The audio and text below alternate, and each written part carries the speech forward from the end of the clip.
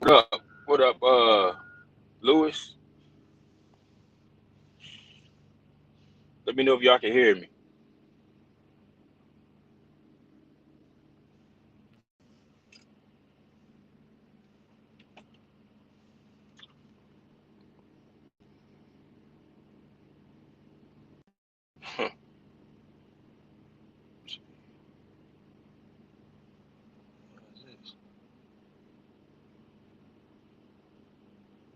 Uh, oh, you can hear me? Oh, okay.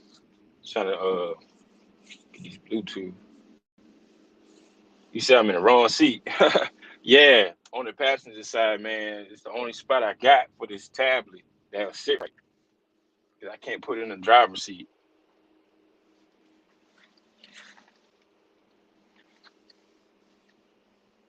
What y'all got going on?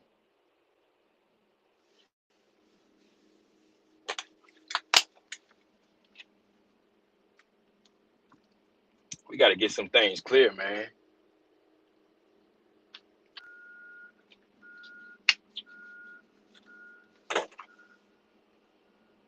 C Green, what up? Sage, what up? I'll wait a few more minutes. A couple of you guys will hop up in here. Where y'all checking in at? I'm gonna get that audio to you, Sage, sometime today.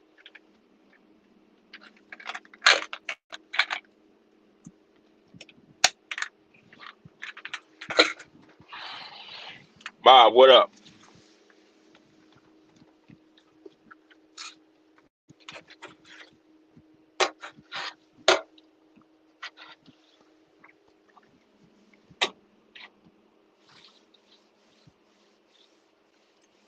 See, Desmond Wright, what up?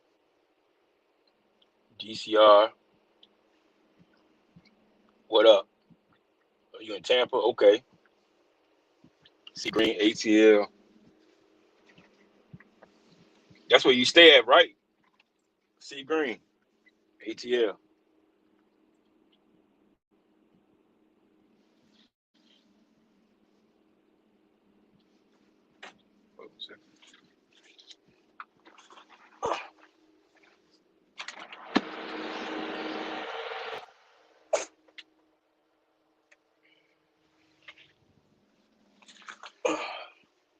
Sometimes you might have a truck, but you never really sat in the passenger seat. Crazy. Oh, you out here in Virginia? Ma, you right up 81. Jerome, what up?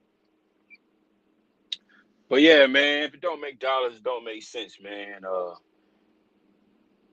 First things first, I'm gonna go ahead and put that out there with the whole if y'all checking the description, RTS, if y'all looking for a factoring company, I use RTS. You can contact Nolan. He'll get you straight, get you a decent rate. If you're looking for a TMS system, I use Pro Transport. Al is my account rep. His information is in the description. You can contact him and get your TMS system.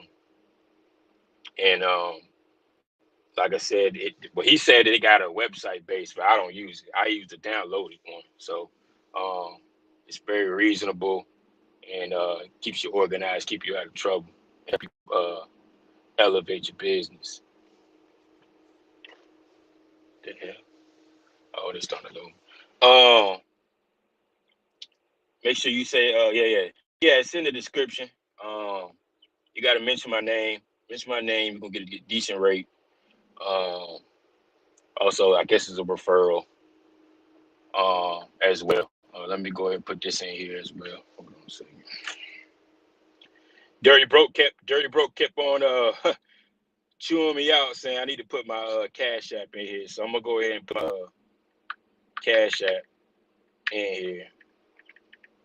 If y'all want to send a Cash App, that's cool. If you don't, that's cool too. Um, Let's see.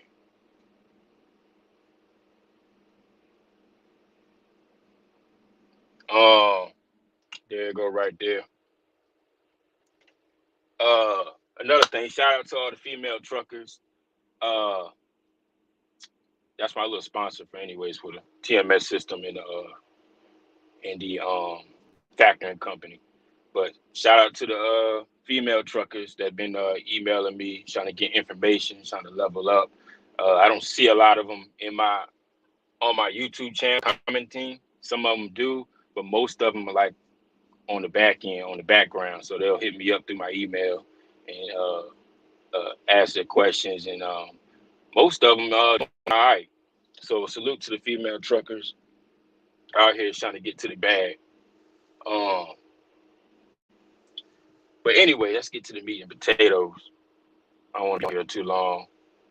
Um, it's a lot of and I'm only going to speak on it very briefly. It's a lot of like drama on the in the YouTube space.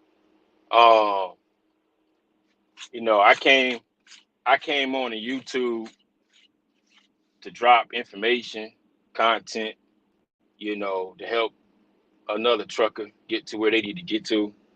But um, a lot of people, it seems like now, a lot of people relate to drama more than relate to good content, um, which is sad.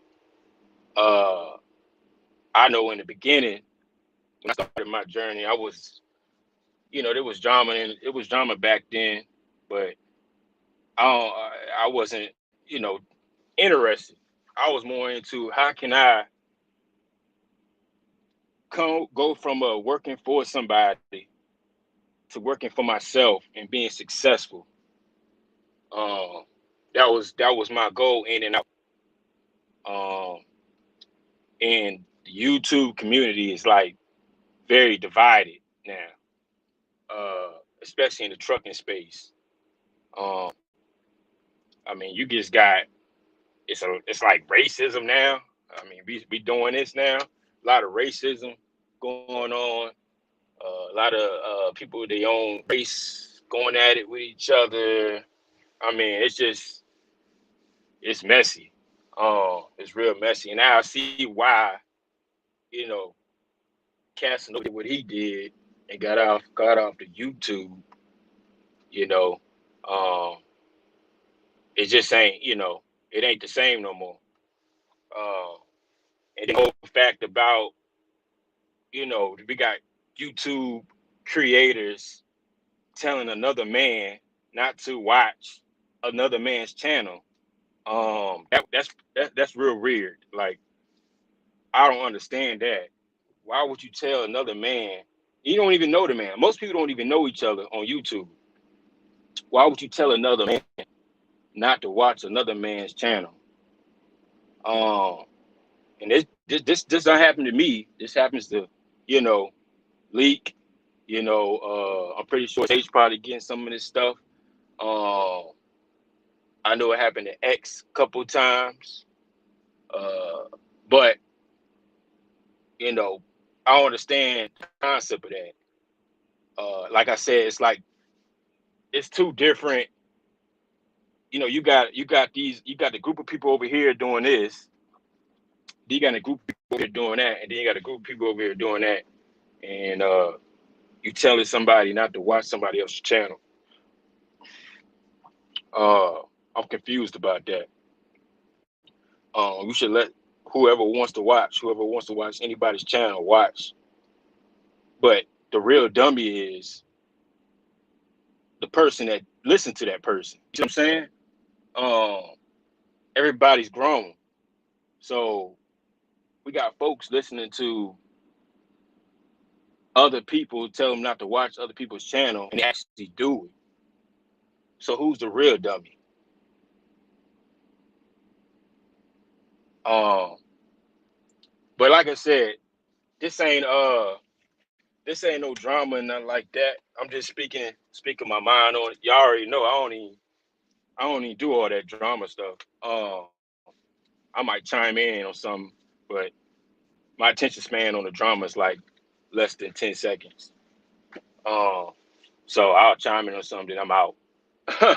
That's pretty much what it is. But like I said, is you know, a lot of people don't want to learn the information no more about trucking no more. You got people actually do this. Grown men that got multiple devices. They will. And I think mom mentioned this before too. They'll have both phones up, watching two different lives of people arguing, going back and forth. That's like some weird stuff right there. Like some high school type stuff. You know, it's a lot of drama queens on here. A lot of female stuff going on. I don't get it. Like I said, I don't want to get into too much about the all that stuff going on. You know what I'm saying? I'm just trying to figure out, you know, my YouTube time. The more and more I see it, the more and more I don't even want to do videos no more. You see what I'm saying? Like it's just it ain't the same no more for me. You know, it just ain't the same no more. I got a couple of videos I want to do with a few folks, you know, soon, but it just ain't the same no more. Like I said, people attract people want to see the drama more. They want to see how to be successful, you know, how to get to the next steps of trucking, and so on and so on. But like I said, I always drop my email in there so y'all can hit me up if you got questions or whatnot. But it's getting out of hand. It's getting way out of hand with the content, or it's not even content. It's just messy drama, pretty much. And the fact that it's drama that with folks that never even seen each other makes it even weird. Like I said, I was raised different. I was raised different. Before internet and all this, people, you know, people telling people to pull up and this, that, and the third. Like, what? Do people really do that on the internet? Pull up? Like, what? Man, come on, man. That's what I said. A lot of people ain't worried about the money no more. You know, that's why people are at where they at, because they can't get nowhere, because they got to figure out what's the next beef or what's the next drama. Constantly on YouTube, clicking on YouTube, refreshing, trying to find next drama. We already know that's what people are doing. Driving down the road, looking for the next drama. I know when I was driving down the road, I was educating myself. I was looking how to be successful. I was looking for what can I do? What could be my next power move? And that's what I was doing, self-education. But like I said, the game changed. The game changed, man. And like I said, I'm only going to do business, you know, as far as the YouTube space, with people that wanna or I want to say like network. I'm only going to network folks that want to take things to the next step. I'm not going to entertain foolishness. You know, as far as, you know, what I got going on and people in my network, I still got the same network from when I first started. You know, I still got you know, Leak and Exclamation, and then I added on a couple other people outside of that I talk to on the regular. And I gotta get your number, Mob. Just email me, call me Cooley 804@gmail.com. But the YouTube community is divided. I remember when they had the YTTA, I think, yeah, it was the YTTA. And I came into the YTTA thing towards the end of it. but it was a lot of jewels on that, and it helped a lot of people. Now I know since I started my channel, I know I helped a lot of people get to where they need to go, and very thankful for helping individuals actually taking this piece of information and putting it into their particular business, and taking things to the next step. I seen guys go from company drivers straight to authority and be successful. I seen guys doing leasing, because I know when somebody's using leasing as a tool and then they move on. I preached about that, using leasing as a tool to move on, and people actually doing it. That's a blessing as well. To see people actually taking the information and being successful with it.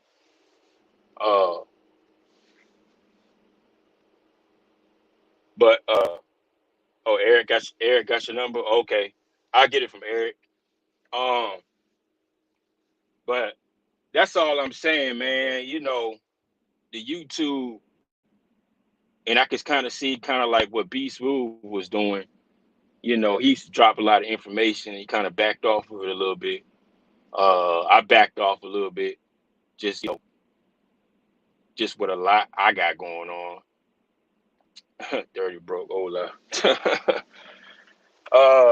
But being on YouTube and seeing all this messy stuff, man, make you don't even want to, drop videos like that. I drop them here and there, but YouTube is not my priority. It's far from being my priority. Like I said, I started YouTube, to drop my journey, to drop content, to help the next person. What's up, D Wash? If y'all want to, I got time too. Hold on. Yeah. If y'all want to chime in, I don't know how much time I got left, but y'all already know it's Friday, so I'm trying to get this load off and get back to the house. But I get that get back money. I spent a whole lot of money out there in Mexico, man. So we just recovering, and I think trucking in the truck was the only way for me to get out of vacation mode. Because I was trying to sit in the house at the desk trying to broker out freight. Like blah, so I had to get in the truck and move, do something. And it be like that sometimes.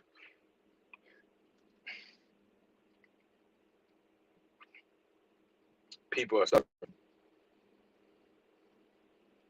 trying to help a driver back up a truck and see what happened. Oh, yeah. You try to help a driver back up, man. You got some ignorant people, But yeah, that's something else as far as trying to help somebody back a truck up, man. People just ignorant out here. Back 357. What up, man? I'm in your city right now. But like, yeah, be smooth. I talked about pretty like almost anything. We could talk about anything. I talked about a lot of stuff from leasing, lease purchase, authority, trailers, owner ops, all that stuff. I don't want to keep repeating myself, but a lot of the questions are very repetitive,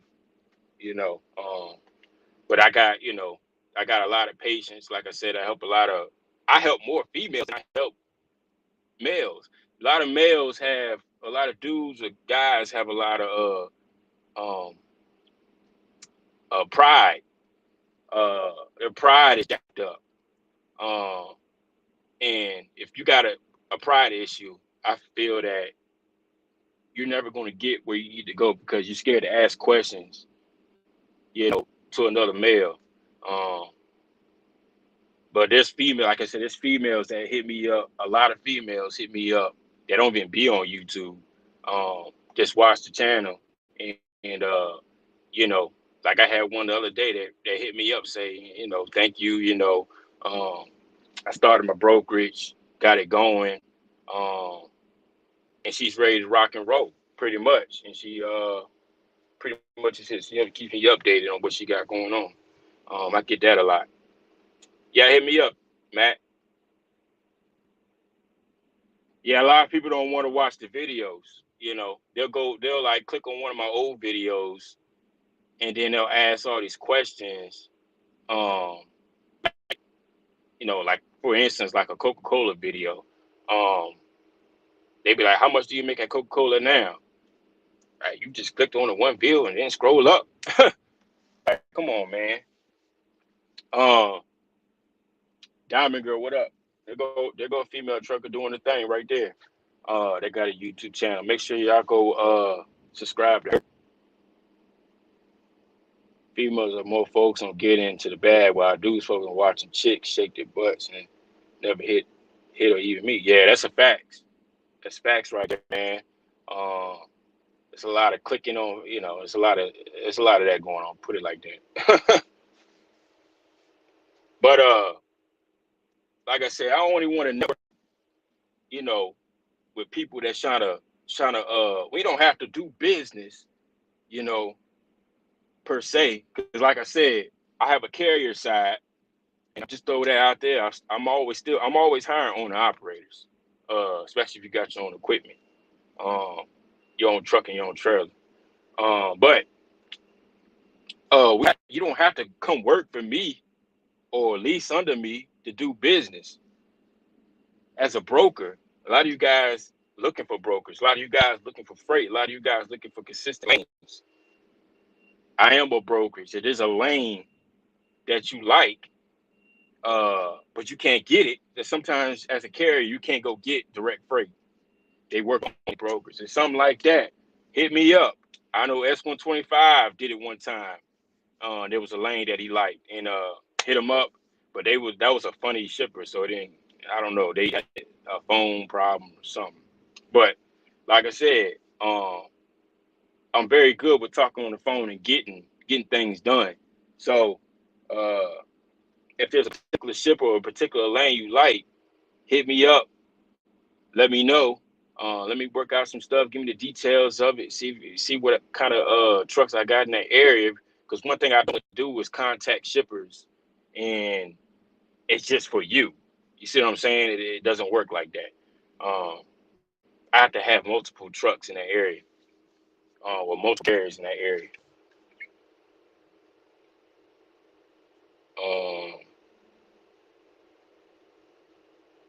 oh yeah, most definitely D-Wash. Yeah, D-Wash is and anybody that hits me up, if you can answer this, D-Wash or D-Wash, T Hill, Mac 357, Dirty. Anybody in chat, if you had talked to me and you asked me a question, I always go answer the question. Or if you called me and I don't answer the phone, I always call back. If you email me, I always respond. And some of you guys in here have emailed me, and I always responded.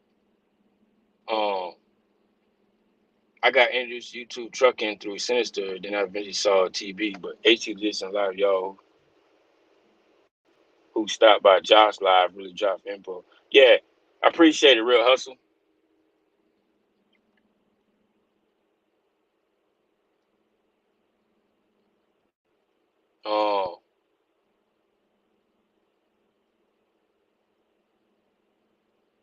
Yeah, there you go, right there. All facts. But I always respond.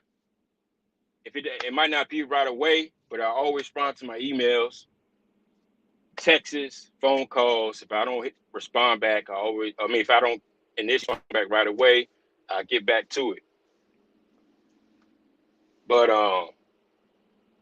mostly anything pertaining to business and truck, I do know the answer to. And if I don't, I always, maybe I can call somebody, hit somebody up and get the answer to it.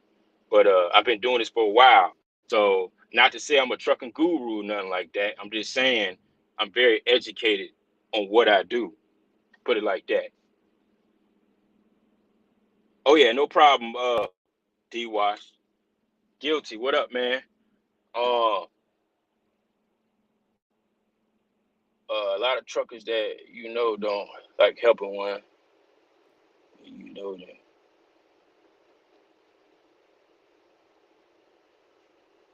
Oh, one man. You a broker? Jimmy. Higuera. What's going on? What's the best load board to start with? Power only. Power only's it's not really a load board. I mean, you can use DAT to do power only, but most people when they do power only, they connect it with a like a G Hunt, or they connected with a convoy, or they got connected with Niagara water. Um, but that's something that you're gonna have to do some, or Amazon too. That's something you're gonna have to dig into. I don't know what kind of money you're looking for, but that's pretty much saying you're chasing trailers. So that's pretty much saying you chasing trailers. You want to chase trailers. That's nothing wrong with it. I just say you chasing trailers because that's what you're going to be doing. Like Brandon does it. I think he does do convoy, where they let him do loadouts. If you could find somebody that does loadouts, I've done loadouts before for one of my trailers, but that's something you're gonna have to figure out what you want to do. As far as the DAT board or internet truck stop, there's loads on there, but like I said, most of those loads on DAT or truck stop, they're one ways. There's a broker right here you can hit up called Progressive. Progressive is a brokerage. They do a lot of round trips. Out of I think they do a lot of round trips, VA to PA, PA to Indiana, or something like that. Look them up. That can be a start right there. What up, Rob? What up, Rika? Rika Cherry.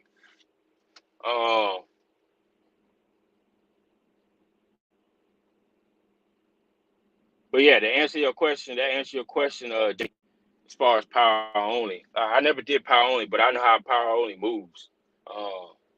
With the thing about trailers being less and less trailers to come by, you're gonna have to connect with somebody. You're gonna have to either connect, like I said, with Amazon, or you connect with a JB Hunt, a convoy. Convoy's starting to do it now, where they do loadouts and stuff like that.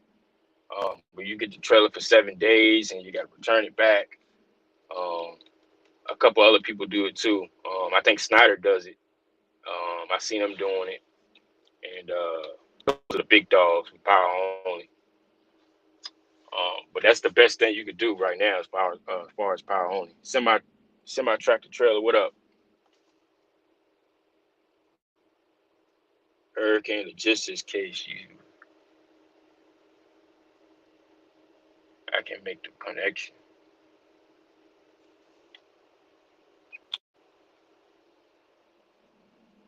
Oh, you got. Oh, okay. Oh, Ma, what you talking about? No broker, just a trucking company. I have 2 direct customers. I give loads out to other areas.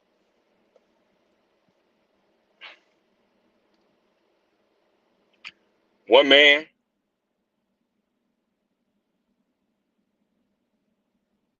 That's I wouldn't be putting that information out on YouTube. That's technically illegal. Um, you don't have a broker's authority doing that. Um, but that's that's on you. Kibo, what up? Progressive pull refrigerator for Whole Foods. Pound breakdown insurance needed. Oh, so yeah, T Hill, you know what I'm talking about.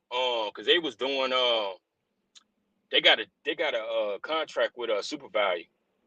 On power only. I didn't know about the Whole Foods, but I know Progressive is a power only brokerage, or whatever you want to call them. They try to be with it, but it don't make sense for me to mess with them. Even though it was a local lane, but it still didn't, makes sense because everybody knows super value. Super value gonna be there all day long. Doesn't matter if it's drop a hook or live load or whatever the case they got going on. But they tried to hit me with you're in and out, and I was like, no, you're not. My brother worked there. Stop it. So, be lying.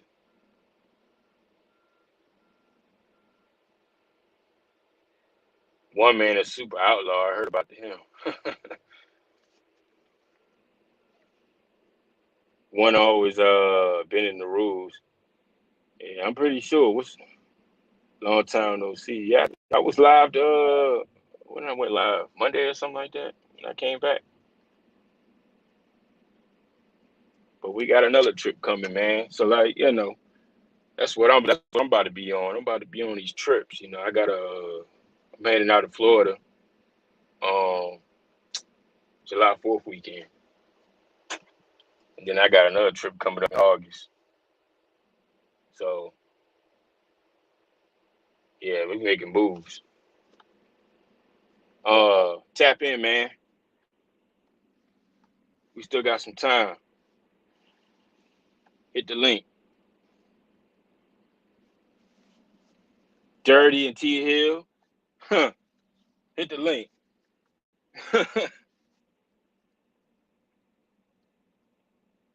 Easy on them trips. Hit the link.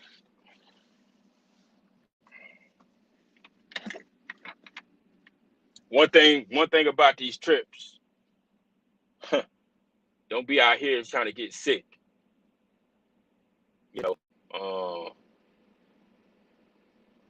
I don't want to say I got OCD though, but I always carry me a pack of wipes, hand sanitizer, and I always have my mask. I don't get around with that. Some people just be wide open with it. That's why they sick. That's why they sick.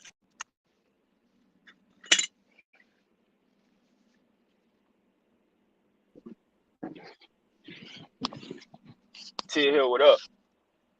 Yeah, what up? What up? I was right there. Can you hear me? Yeah, I can hear you.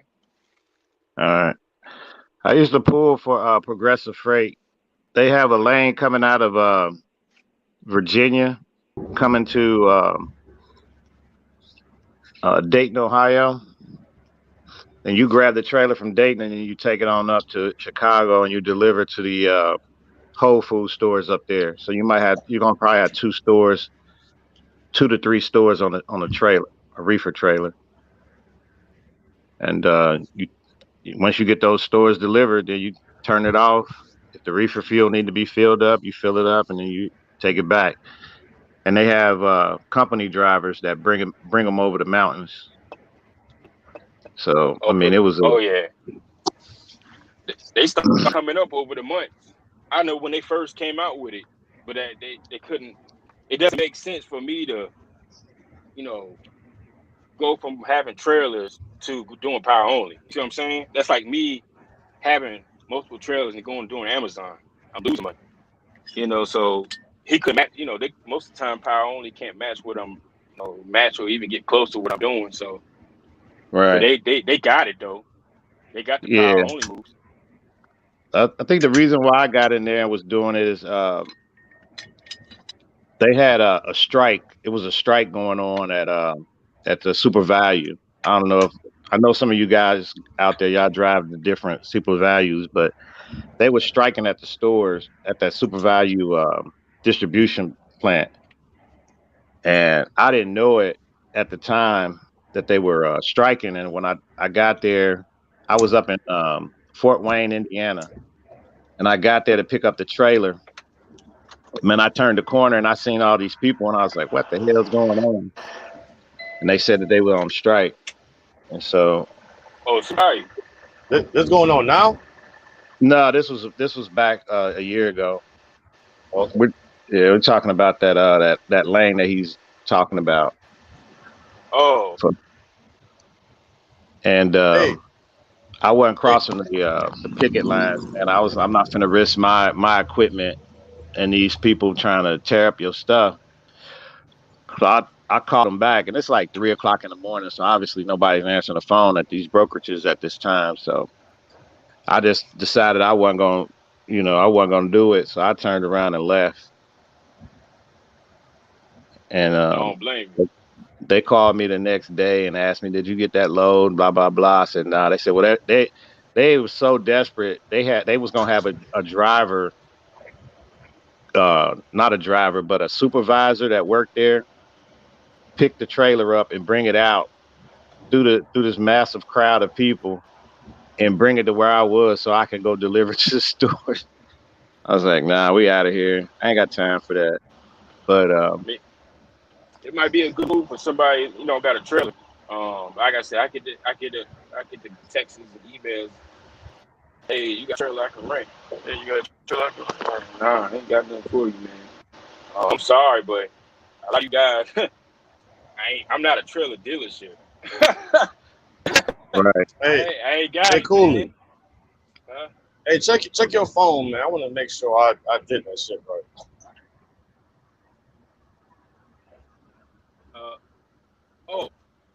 Oh yeah, appreciate the Cash App, man. It's all good.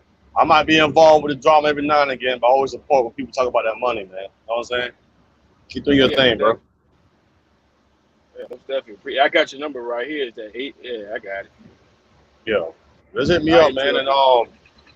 And like for people with a new authority, man, and they're in the flatbed, I have some connections in the Southeast that if you're in the Southeast area, man, if you need help getting connections, I can just hit me up on my Instagram and I can plug y'all in, man. It's something to get y'all the door. Hey, Mob, do you do securement training? Securement training? Yeah, you need to train some of these guys out here. Nah, man, I don't want that responsibility, man. Because when I came out here, when I first started doing flatbed, I came out here head first, and I ain't with no company training, nothing like that. I basically learned off YouTube, man, watching Guilty's videos, Choice Mass videos, Driven Trucking videos, and who else? And another guy, man, C1 Specialized. I don't hear his name being thrown around a lot. Oh, he's OD. Say what? He does a lot of OD. Yeah, a lot of OD. You know what I'm saying? And that's how I learned. That's how I learned flatbed. Just going out there, man, getting loaded. And you go to the securement area, just asking guys questions, man. A lot of guys don't like asking, like Cooley said earlier, man. A lot of people got pride. They don't like asking people for help. And I'm like, hey, man, how you do this? How you do that? I see him doing something a little different. I'm like, man, how you do that? And that's how I learned how to do it. I ain't had nothing fall off yet, so I guess I'm doing something right. Yeah, a lot of pride going on, man. That's fine. If it falls off, you probably didn't do something right. Yeah, good point. Yeah, I ain't never had nothing fall off, and I ain't never had a claim. So I have had one of my that wasn't one of my drivers. A driver I brokered load to ended up we sent 5 pieces, and he ended up delivering 4. One of them was on the side of the road, and we had to send another to go get the butt piece that was left on the side of the road. I know you probably got some stories, man. Oh, funny stuff, man. I can't be on here long, man. I gotta get loaded real quick. I just wanted to make sure Cooley got that. That's what's up. Be safe, driver. All right. See, where'd Cooley go? Cooley just left us. Just turned into the Josh show. What happened? Hey, I got a question for you, Great Freight. Yeah. I know you're a broker, man. I hate brokers, man. I don't know. I just despise brokers, man. Dude, I feel you. The accessory, the lumper fees, Yes. right? Yes. Okay. Why do carriers have to run that money through their company? Why can't you guys, take care of that? Okay, this one is actually not the broker's fault. It's the lawyer's fault. I'll break it down for you. Okay. So when you take the load from the shipper, you take legal possession of the freight, and your insurance covers that. Okay. Right. To the receiver does not take possession of the freight until they sign the bill accepting that possession. Okay. So if you're at a union place, the union place won't unload your truck because it's not their freight and they don't want to get hurt. So legally, the only one that can release that freight to anyone is you, the driver. So what you're actually doing is a legal situation in regards to you are hiring someone to take the load off of your truck because you're the only one at that point that can legally take it off the truck and give it to somebody else and put it on the dock. So you have to hire that person and you have to pay them with your money. So it's a legal transaction. And the reason is Carmack will also allow you to keep a load hostage if a customer does not pay COD. You can actually sell that load for the price of your your carrier fees and storage. So legally, the shipper cannot pay to take something that is now in your possession and give it to someone else. Only you can do that because your insurance then covers that. It's a pain in the ass and it's a lawyer thing, but it's basically the legal way of transfer of freight from shipper to you to receiver. Okay. That makes good sense. And a lot of brokers don't know that. They just say, no, you got to do it. Because I hate brokers too. I make most of my money because I hate brokers and they're not very smart. That's actually what the lumper process is, the reason for that, the fact that you have to pay. Okay. Just so everybody knows. Somebody in the chat said, how do you get into the brokerage business? A better question would be, what would be the best way to get into the brokerage business? Because we know anybody can get into the brokerage business. Right. One of the ways is you have to do a lot of punished. No, just kidding. No, but getting into broker, what I suggest people to do through my YouTube channel and my courses, what I feel the best way to get in is if you have a carrier and you're good at what you do as a carrier, customers will come to you. And at that point, they're going to want to do direct business with you. And once you build that relationship with a customer, because of the way you are as a carrier, they're going to say, okay, I wish I had 10 of you, right? And then you say, well, I have a brokerage and I can vouch for a couple guys. And now your work mentality is good enough for vouching for same people who have the same mentality as you do. And then at that point, they allow you to broker freight to guys like you and so on and so on. And then that circle gets bigger and bigger. And then, in my opinion, that's the best way to get into brokerage. It's very difficult to get in with nothing because you can't prove yourself. And you're trying to prove yourself with other people's work ethics, right?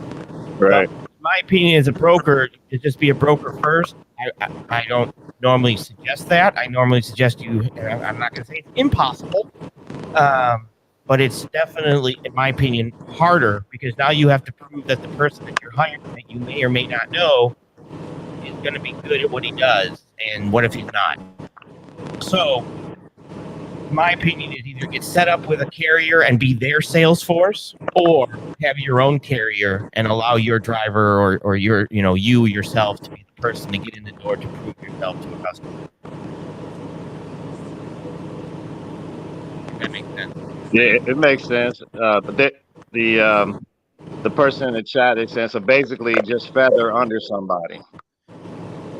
If you do not have a carrier or anything, what I would do is find a carrier that will work with you that you feel is, and go to them first. Your first cold calls as a broker should not be to customers. If you don't have trucks, it should be to trucks.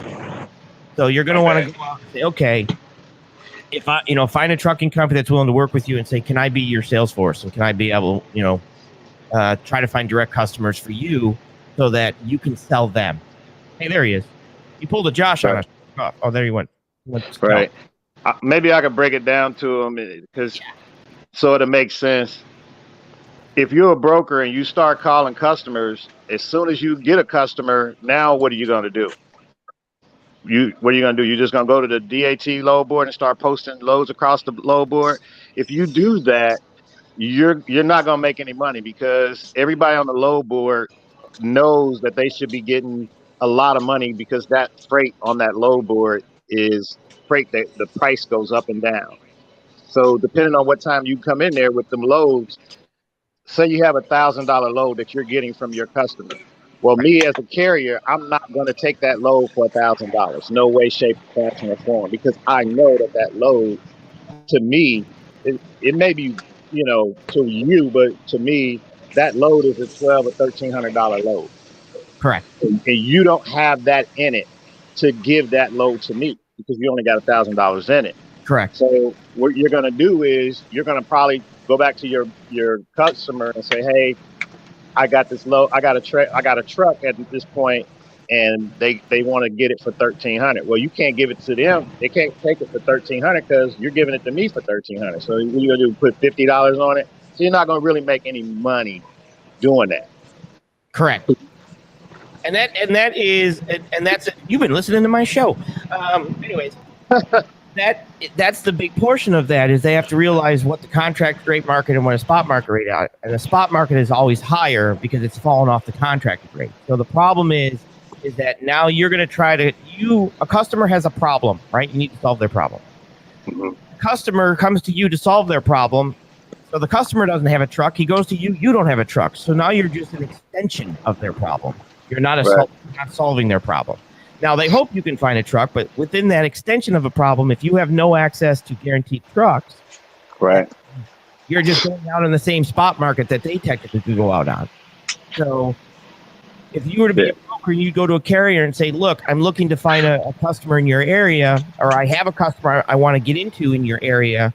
What's your rate? Can I sell your services to them if I get the right price? Are you willing to do that? You now have a trucking company backing your play. Right. Rather than just a load board backing your play. And if you're a broker that just has a load board, well, you're worth the price of the load board, $200 a month. Good luck. Why would I give you any more? You have no other relationships, no other connections, and you're just an extension of my problems. I want to hire someone who solves my problems, not someone who's an extension of my problems. Yeah, you speaking. Okay, we got another guy who asks, how can you be a broker at Landstar? Okay. So brokering at Landstar, basically or at least what it was you're going to want what they're going to ask for is a book of business, right? Some type of customers that are either willing to work with you or that are already, potentially working with you if you're, someone. Then you contact Landstar and you can either be an agent under an agency, like a sub-agent, or you can contact Landstar and say, look, I have 3 customers that are willing to work with me because that's how I did it. I have 3 customers that I'm willing to work with me if I can become an agent. I want to become an agent. And they said, okay. And they signed me up and put me through orientation. And it was like a 3-day orientation, I think. And then they said, okay, you're an agent now. Boop, boop, you're off and running. Landstar agents are a different breed. They're more of and I hope I don't have any Landstar drivers in here, but you'll know if I do, you will know in a second. Landstar agents are glorified dispatchers. They're paid like a dispatcher. They pull loads off the broker board and put it onto the Landstar board like a dispatcher could. And they could also technically get direct customers. But they're not paid to be a brokerage because the fee that they're receiving is so much. So they don't seem to care as much in regards to that aspect as much as pulling loads off the broker board and throwing it onto the Landstar board. So you're just going to have to try to approach them with direct customers or finding another agent that you can be a sub-agent under and get in through there.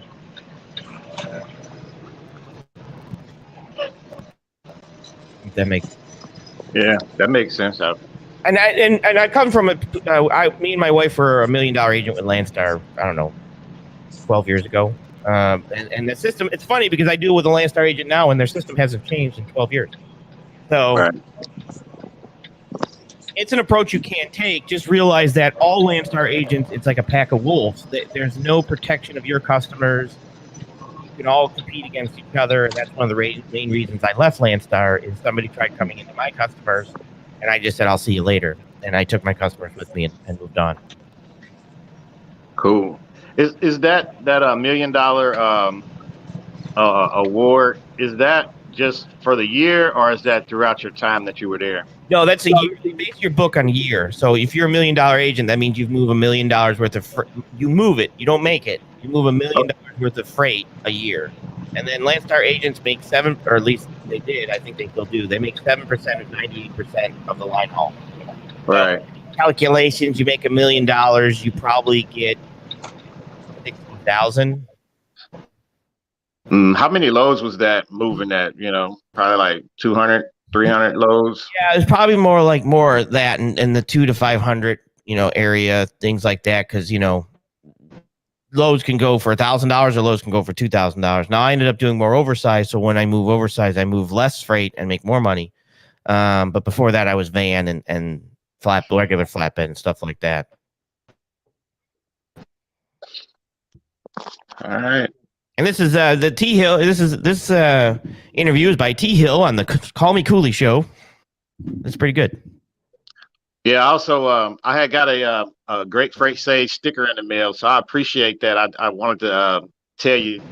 Yeah, I appreciate that. That's no problem, bro. No that problem. Great Freight. I'm gonna put that on the back of my car, man, when I'm riding down the road, so somebody will see me. I know that. I know what that is. That dude's smart. Yeah. No, just kidding. No, and any other subscribers, if you're looking for that, just shoot me your email, your address, and I mail them out. Oh yeah, hello. Yeah. Oh, y'all can hear me. Oh yeah, appreciate it. Eric, Mom, and Dirty Broke for the cash app. Oh, no problem. I just checked it. Yeah, I got it, Dirty. But, Is he rolling?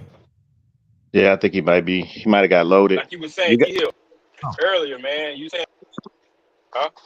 You breaking up again? Oh, let me change my headset. Hold on.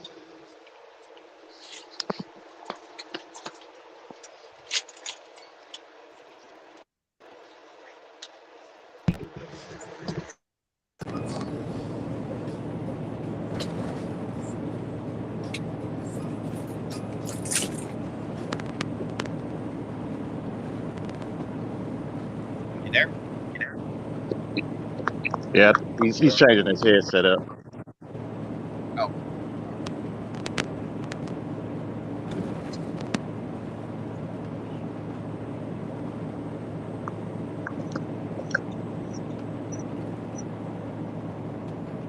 Yeah, I think that's another thing Cooley was talking about earlier. One of the things I'd like to do is get on round tables like this and bring in a bunch of people and just kind of talk business and stuff like that and make it, because there's a lot going on. I'm going to be doing a video later in regards to freight and Can you do a video on how this infrastructure bill is going to affect trucking? I did one on that, and I'm watching that. And one of the things I am watching is that, and I talk about that with the freight sonar I go over, which I got some sonar to go over today. Is I do believe that that's going to come somewhere around the end of June, the beginning of July. They're going to push that to that. And if they do, what they're actually doing is just continuously propping up this market, because there'll be some money in that. Now, with money comes taking of money. You guys don't think you're actually going to keep this money. They want to take it from you. So in that infrastructure bill, there is a raise of insurance, and they also want to make it where broker, and I talk about this. This is actually one if you haven't watched this, you're going to want to watch this. But the brokers are actually going to make it, and Cooley might know about it now, that, okay, let me start over real quick. So there's a bunch of lawsuits where brokers, even though they're doing everything right, they're still being sued for when accidents happen, right? So even though they hire a carrier with a good safety rating and they do everything right. Hello? Yeah. Mm-hmm. Yeah, we can hear you. You can hear me. Yeah, we can hear you. Okay. All right, just making sure. Okay. So I'll be real quick. So basically what they're doing is now they're able to sue brokers and still blame brokers just because they hired the truck. So what brokers are pushing for, and it looks like it could be passed with the highway bill, is that your actual driving record, you personally, is public record. So now what they're going to be able to do is log into your ELDs and see if you're having hard braking, if you're speeding, if you're taking turns too hard, and all these things are going to now be public information. And at that point, that public information, I as a broker now not only have to look as you as a carrier, but I have to look at which driver you're going to be putting on there and determine if that driver is safe enough for my load, because there's lawsuits that are going, and lawsuits move the industry. People get sued, and next thing you know, insurance drives industry too. So do I agree with it? I don't. At some point, I want to stop having to do everybody else's job and just let you, the carrier, hire right people, because I don't run your company. But right. The intertwining of this is starting to get kind of ridiculous. If you have a bad driver, it's in your best interest not to handle him, not mine at some point. And it's becoming intertwined too much, in my opinion. Oh, you're thinking like third party right. hiring for your company. No, but how would you go? How would the mega carriers do it? Because the mega carriers, this is the small carrier versus the major carrier. They have 1,500 drivers, and you only got 5 or whatever. Correct. So, what I'm thinking they're going to do is they're going to take the average of the actual safety scores of the drivers rather than the. So, in my opinion, you're not going to be able to look at each driver. So, what I think they're going to be doing is right now, I take the average of your CSA score, but I don't get your actual driver hitting the brakes hard, speeding. I don't get any of that. I think what they'll probably also do is use that calculation into there also, if that makes sense. Like not just tickets and being caught, but actually ELD. Right, the ELD. Because Correct. I don't know how many people in the chat are listening to this have Keep Trucking, but if you have Keep Trucking and you have the step up version from the cheapest version that they offer, you have to get that where it actually you can go in and click on a button and it will give your driver a score, a rating. Correct.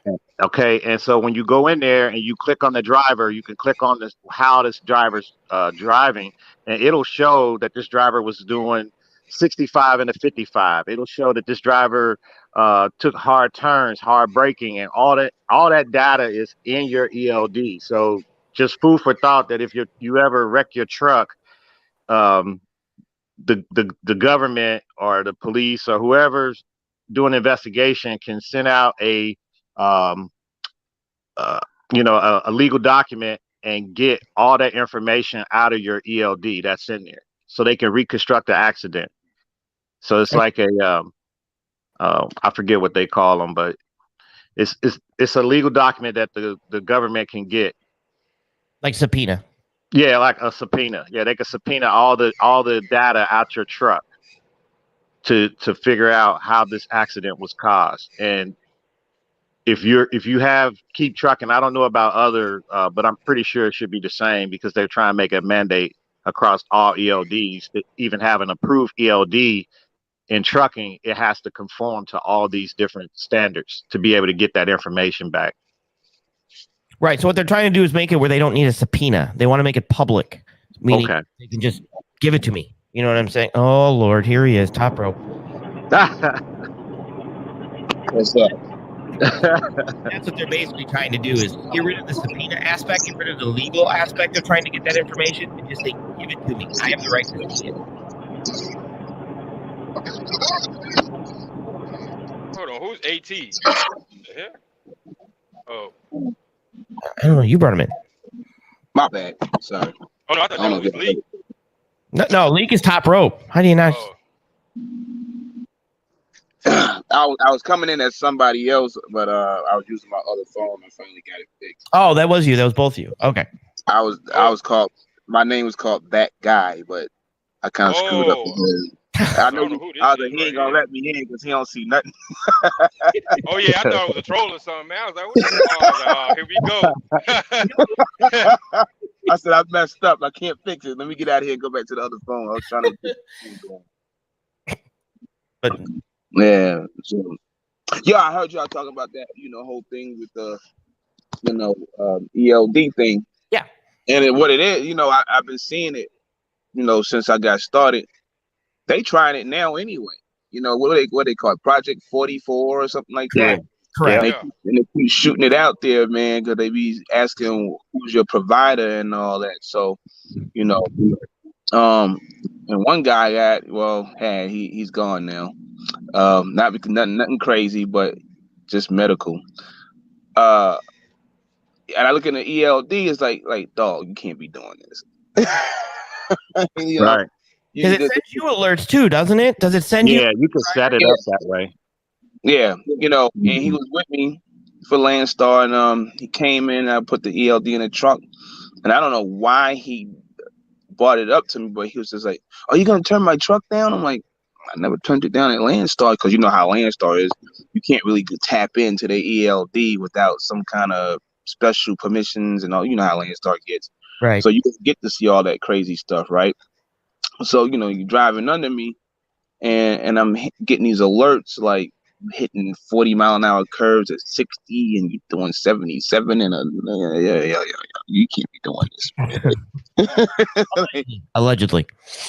So you can't be doing this, So, Right. I said, if that continues, I'm turning the truck down. So, and after that, if you whatever, then you're out of here. Well, let me ask you this, Leek. Let me ask you this, and I think I know the reason. But the minute you saw him doing that, what was your first thing you wanted him to turn the truck down? Was it because of like Project 44 things, or was it because you didn't want him? You didn't feel that was safe driving.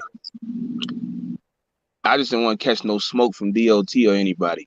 If he, got pulled over and stuff like that, and then at the end of the day, if he does get in trouble, then it goes, and gets a roadside, and you know where it's coming to next. So I didn't want that problem. Right. That's a perfect example. Like what happened to you, Cooley? You had a group of kids steal a car and they ran underneath your trailer. In that instance, if one of those kids would have been killed, then there would have been a big thing to come out and investigate everything involved with that. Now, of course, thank God nobody got killed, but had they did, they would have downloaded the information out of your ELD. And if that ELD shows that, hey, you shouldn't have been driving at that time, now you open yourself up and your company for the lawsuit. Mm-hmm.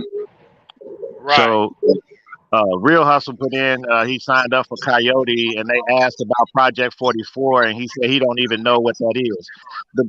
That is a problem. If you're signing up for stuff and you don't know what something is, you need to be asking, what is this? I'll have to do a show on that. Okay, because when you're signing stuff, you don't know what the heck you're signing, then you're not doing your business any justice. Okay, so that's what it is right there, Yeah. So speaking of them kids, they gave that dude I think they gave him 8 months in jail or something like that, 8-9 months. Damn. Juvenile. hard time labor on the side of the highway picking up litter. I'll be blowing the horn when I go past those chain gangs on the interstate. Like, I don't know what you did, but I got a air horn for you. Hopefully you change your life, turn everything around. Yeah. Oh man. Yeah, but yeah, you gotta understand that stuff is, They're not playing around with that ELD though, for sure. Mm-mm. I got popped twice. Well, I didn't get popped. I got pulled twice, but I got cleared though in South Carolina. I got popped twice. One in South Carolina and one in PA. You already know how PA do. They don't even have scales. They pull you in the rest area and they'll it'll be like 5 of them deep on the side and they rolling everybody through and they see something they don't like. They tell you, all right, pull on over to the side and they'll do an inspection on you. In South Carolina don't play either. Yeah, in South Carolina they hard too. So, but they love doing them level 3 inspections. Oh yeah. But that's why I say I always check my even though I got drivers, even though I got owner operators. Yeah, check on them. ELD. Keep trucking, sure gives them a score. Things because one thing you don't want to do is get jammed up because not only that, if they get pulled and get inspected, they'll get a ticket, but that goes against my authority. Right. So we can't have those issues. Right.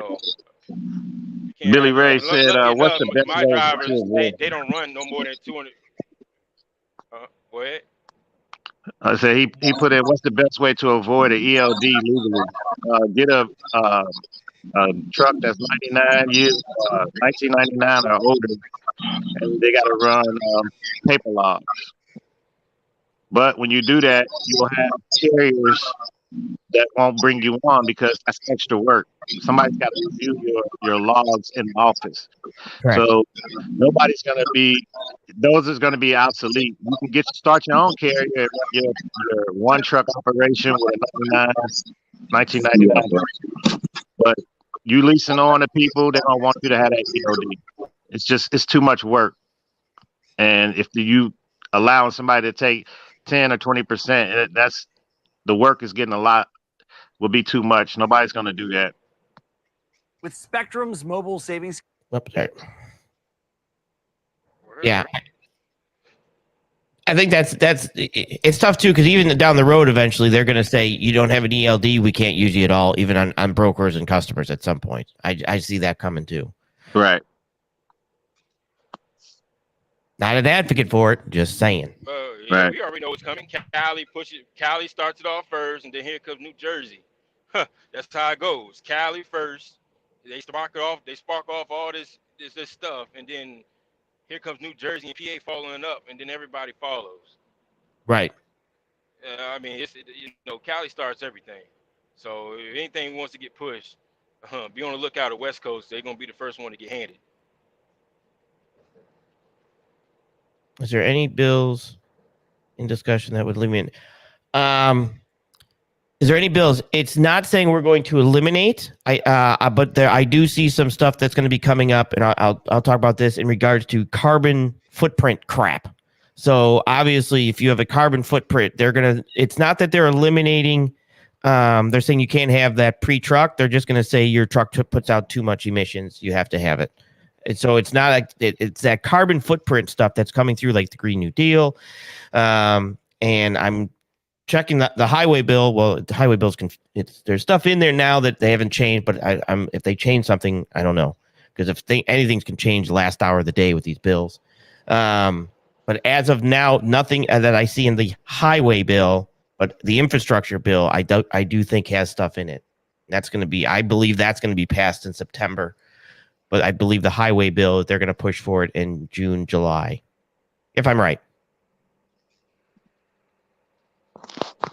All right, so now we have Extreme says his insurance has issues with 2,000 and lower trucks. So now you already have, and this is the way they do things too, is they don't have to pass a law to do it. They just have to have enough. It's like we're not at a minimum wage of $15 an hour right now, but try to find a job that pays less than $15 an hour. Good luck. So sometimes they can just have enough people do it, like the insurance companies and stuff, that they don't even have to pass the law. The insurance is just going to come back and say, hey, do it or we won't insure you.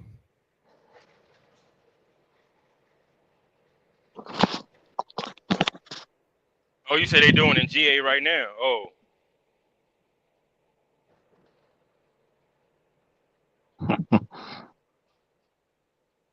And vote the same. Yeah. I'm shocked they're doing it in Georgia. I can see New York City. Oh yeah, GA, yeah. Well, since GA turned Democratic, what you thought was going to happen? Good point. I forgot about that part.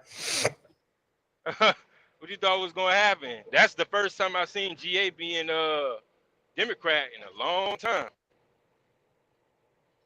Yeah, good point. G-Star, no problem. Right. I'm seeing B Smooth is in here. What's up, B Smooth? A lot of the stuff B Smooth between the two parties is money, right?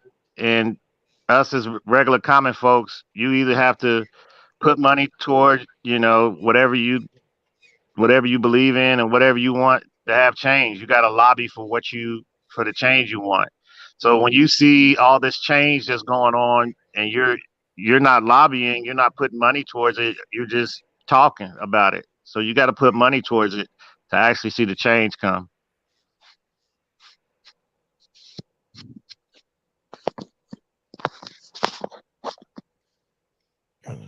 cast celebrate like it's good thing. Democratic City are, yeah, that's, you know, I ran like everybody got their dogs crap. opinions about Democrats. Uh, yeah, I, yeah.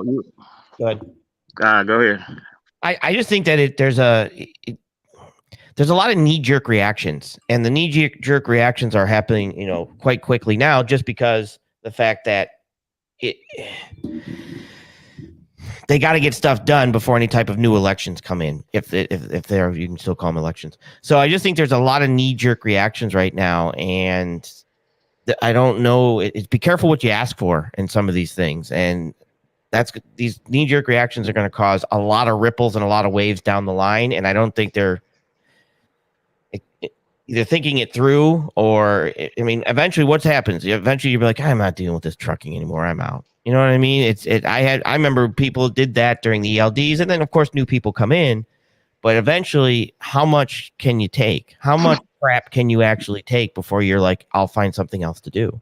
All right, that's trucking in itself. You come into trucking and you give 2 hours free on the front end, you get 2 hours free on the receiver end, and you making 38 cents a mile, and once you get fed up with that They and you got your pushing, gear in, and they pushing 4 hours now for free, yeah, yeah. which is crazy. But it's That's why I just the don't play same way around. in trucking. I was gonna go live yesterday about this. I was at the food line. Y'all already know I don't even mess with food line. But this dude was like begging me to go there. You know, it was 69 miles, and he tried to hit me for 750. I'm like, what? I'm like 750 to go to food line. I'm like, nah, dawg. He was like, it's priority. Right. So I was like, that what you don't mean should, nothing to me. Like, it don't what you matter if it's do is priority or whatever, huh? what you do is you're gonna have to negotiate the rate Mm. for those hours on the front end. And the way I do it is I just tell them, I got to pay my driver. I can't have my driver sitting there and not making any money for 4 hours. So I got to pay my driver, and then you just add that into your rate. Well, what I end up, well, he what he did, you already know what a lot of brokers do. But they can't move the load for that price. They wait to the last minute, and now they stuck. What I end up getting it for was 1200 Right. on the That's what I 69 would have got miles, for. and then because I was reading the rate con, because I already knew what time it was. You already know how food line is, and then if Hmm. you actually read the rate con, the detention was only paying $15 an hour after 2 hours. So Right. just literally pennies. You know, I'm not about to be sitting. I end up sitting there for like 4 or 5 hours, but I end up getting $1,200 on 69 miles, and I was in Petersburg. So Right. Petersburg is literally like 15 minutes from Richmond. So I So end up being what do home. your drivers need per day? What's their daily rate? What do your drivers tell you that they need per day? See, my drivers, they don't really, they don't really tell me any of that stuff because I've Okay. dispatched them, but they always been getting good money. They never question. Okay. Sometimes I don't even have to call them. They're like, hey, I got this load paying X amount of dollars. Sometimes I just go ahead and get it because I keep them so local, and Right. that's why they cool, huh? Do you pay them the detention, or do you let the rate con pay them the detention? Well, if the detention, see the thing is when it comes to detention, I I charge so high. It's ridiculous when it comes to detention.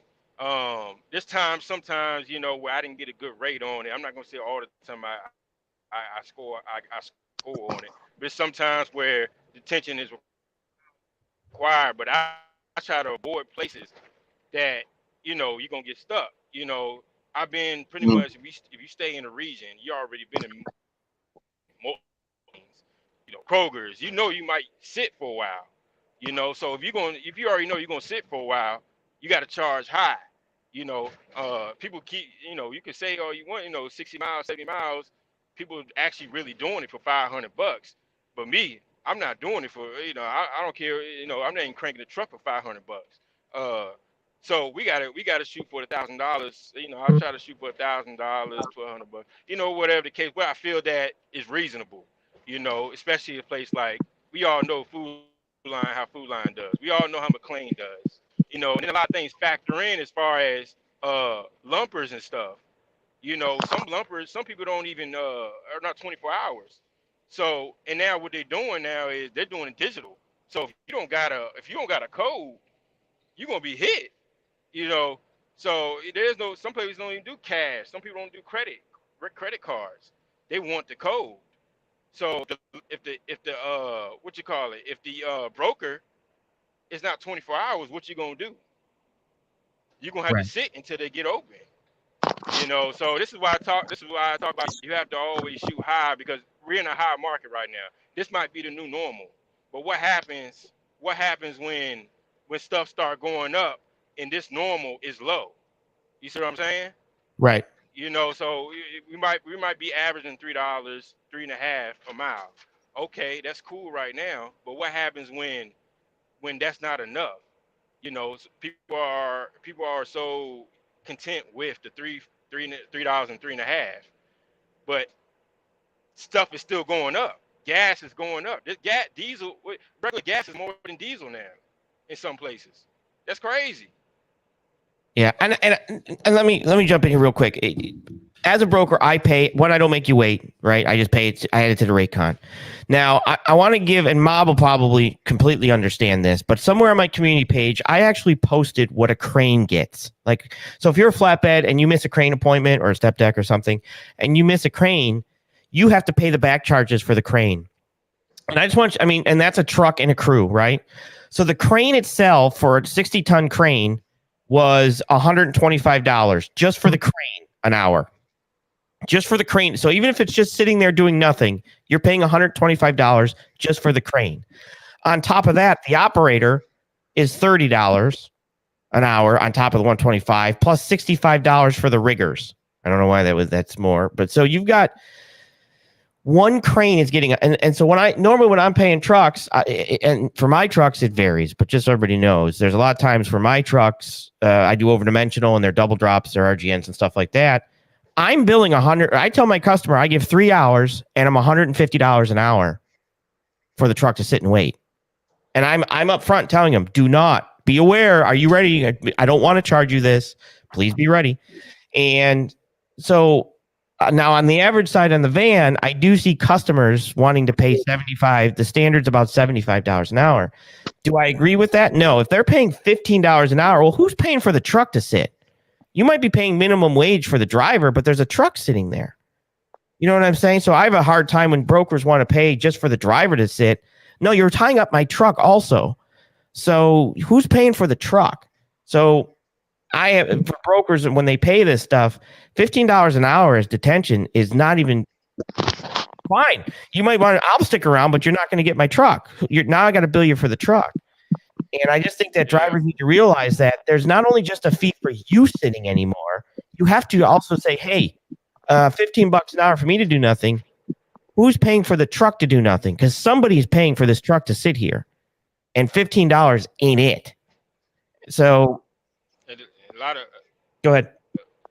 well, yeah, you're speaking from a broker. At least a good broker standpoint. But a lot of carriers, a lot of people, a lot of truck drivers don't realize you can negotiate detention. Correct. So they might have something in the contract where it says, okay, well, you're only getting $30 an hour. I was like, all right, well, I guess you ain't getting this truck. Why? Because your detention's so low. Right. So you can negotiate detention. There was, back in the day, I used to be like back in 2018, I used to actually do it like this. But I don't do it no more because it's not as often they're gonna do it. Because I used to be like, okay, well, if you want this truck, it's $1,000 a day for detention. It's $1,000 to sit. Layover. This day and age is not. It ain't happening. You might negotiate, get maybe 500, maybe 500 Right. or whatever, something like that. But they're not.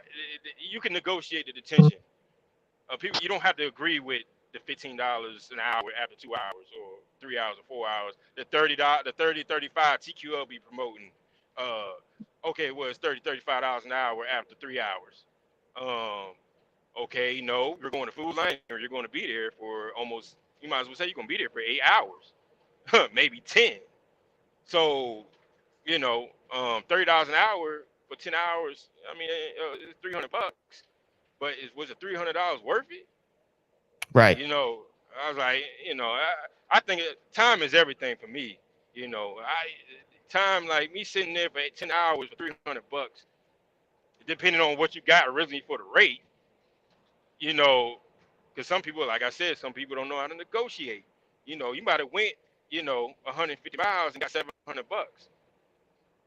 You know, is that something? That might not be, like T Hill, he might do it, but yeah, Oh, T Hill might be like, that's good for me. But T Hill might, that's good for me. But to me, that's not, I can't, nah, you know, I can't do it like that. So, and he has cash, he has paid off equipment, but does that justify it, But Nah, everybody's that don't. different. Everybody's cost Yeah. is different. I, Well, I'm yeah, just, that only come into play when I'm bidding against other carriers. You know, my low cost of operation. That's when the only time it come into play. But if I'm out there by myself, I'm trying to get the most money I could get for the load because like right now I need a turbo. So I'm gonna drop my cash app in there in your live feed, Cooley, and get me a turbo, man, real quick. But What? nah, T Hill's I'm just saying. no. But that's the thing is you're trying to keep your cost of operation down so that you can afford things to help your business grow. but like, Yeah. Yeah, and I see a lot of it too. And there's another thing too with direct customers, it's also different. And that's why when I negotiated a contract with my van direct customers, one of the things I would negotiate would be preferential loading, right? So basically, I would go to them and say, okay, we can let's use simple numbers. I can guarantee $3 a mile, let's say, right? But I want preferential loading time, meaning I get to get loaded before everybody else. So I get to skip everybody who's on the spot market because I'm a contracted rate. So I would always negotiate that into there. And there were times that they would just say, okay, you're door 1 and door 2. And door 1 and this is why you guys probably go to some places and you'll see that, certain doors are never, they might have open doors and they'd be like, well, we don't have a door for you until somebody pulls out. And you're like, you got door 1 and 2 open. That's not for you because that's for me. Because I've negotiated that into my contracts with my direct customers that the minute I get there, you're going to load me right away. And that's something where they don't want to pay attention, so I can work that with them. But with brokers and stuff like that, that's stuff that you're going to just have to say, look, it's your job to negotiate with the broker and say, I can't sit for $15 an hour. Me and the truck can't sit for $15 an hour for 10, 15, 20 hours while you figure out how to get this product off my truck, because I'll go get it off my truck. I'll just pull the pallets off if you want. You've got two options here. But that's what they kind of have to understand is that at some point, and they have to get it off the truck or pay you to use your truck as storage. And if they don't, right. we have a problem. Right. Exactly. And that's why, And like T Hill was saying, what T Hill was saying about cost of operation though. A lot of owner operators don't know how to get the cost of operation. Well, how do you get that number? And this is why guys out here running. You think they can run for $1.75, $1.50? JB Hunt got the little deal, $1.80 all loaded miles, no empty miles, but not knowing that you're going to be going 1,000 miles to go get an empty trailer or whatever the right. case may be. But a lot of people don't know their cost. They don't know their cost of operation. They don't know how to get that number. They don't know. They just going about the standard where people say, "Oh, I got to do $2 a mile."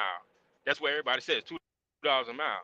Okay, that might be okay for somebody, for a cash truck. But what about the profit margin? Where's your profit margin? You know what I'm saying? So I don't know. It's a lot of funny stuff going on out here. With new businesses. Not knowing, just out here running loads and just running around, going up and down or across the country, and not knowing how to, figure out the cost of operation. But when the breakdown happen, they wondering why they don't got the funds to fix it. You know, but I don't know, man.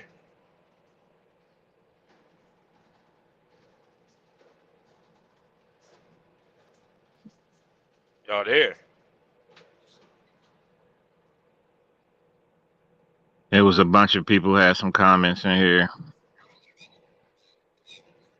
Oh, there you go. I don't know if I went out or not. Were you on? Huh? Sorry about Man. Hold on.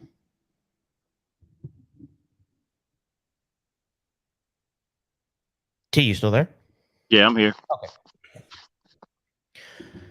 Anyways,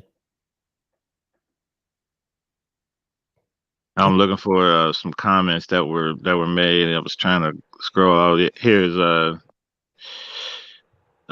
somebody put California sets the standards for the trucking industry across the U.S. I don't think so. I thought mega carriers kind of set that standard, but things do. It looks like they're easier to be passed in California, and then once other states see that, then they try and jump on the bandwagon.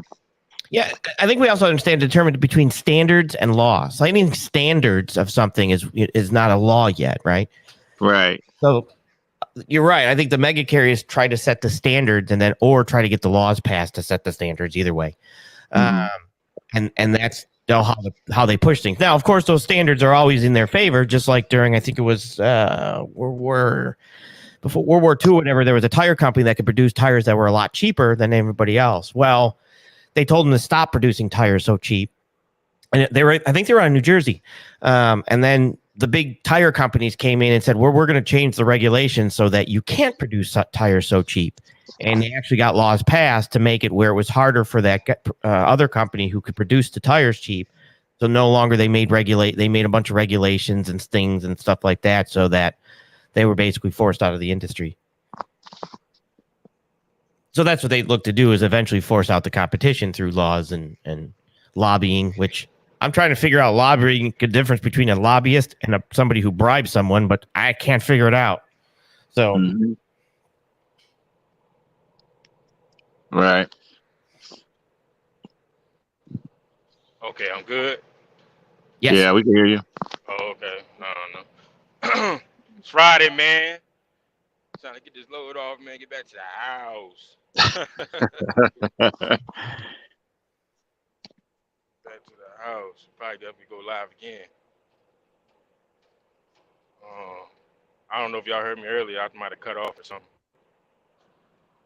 What'd you say? I said I might have cut off earlier. Oh, yeah. I don't know if y'all heard me or what. Which portion did About the whole cost of operation. Yeah, we heard you. You were good. You were saying that some people don't know how to figure out their cost of operation. Right now, if they haven't figured it out, now would be a good time to learn, because if the rates do and the economy takes a turn, they'll be all right. They'll know what to do. But I see guys out here, buying a lot of equipment, and if they don't know their costs, then when it's time to ante up, Hello. ain't gonna be looking good. We got somebody else in here. Yeah, hello. How you guys doing? What's up? What's up? Yeah, I'm a new owner operator. I just bought a 2007 Freightliner, so I'm just gonna listen.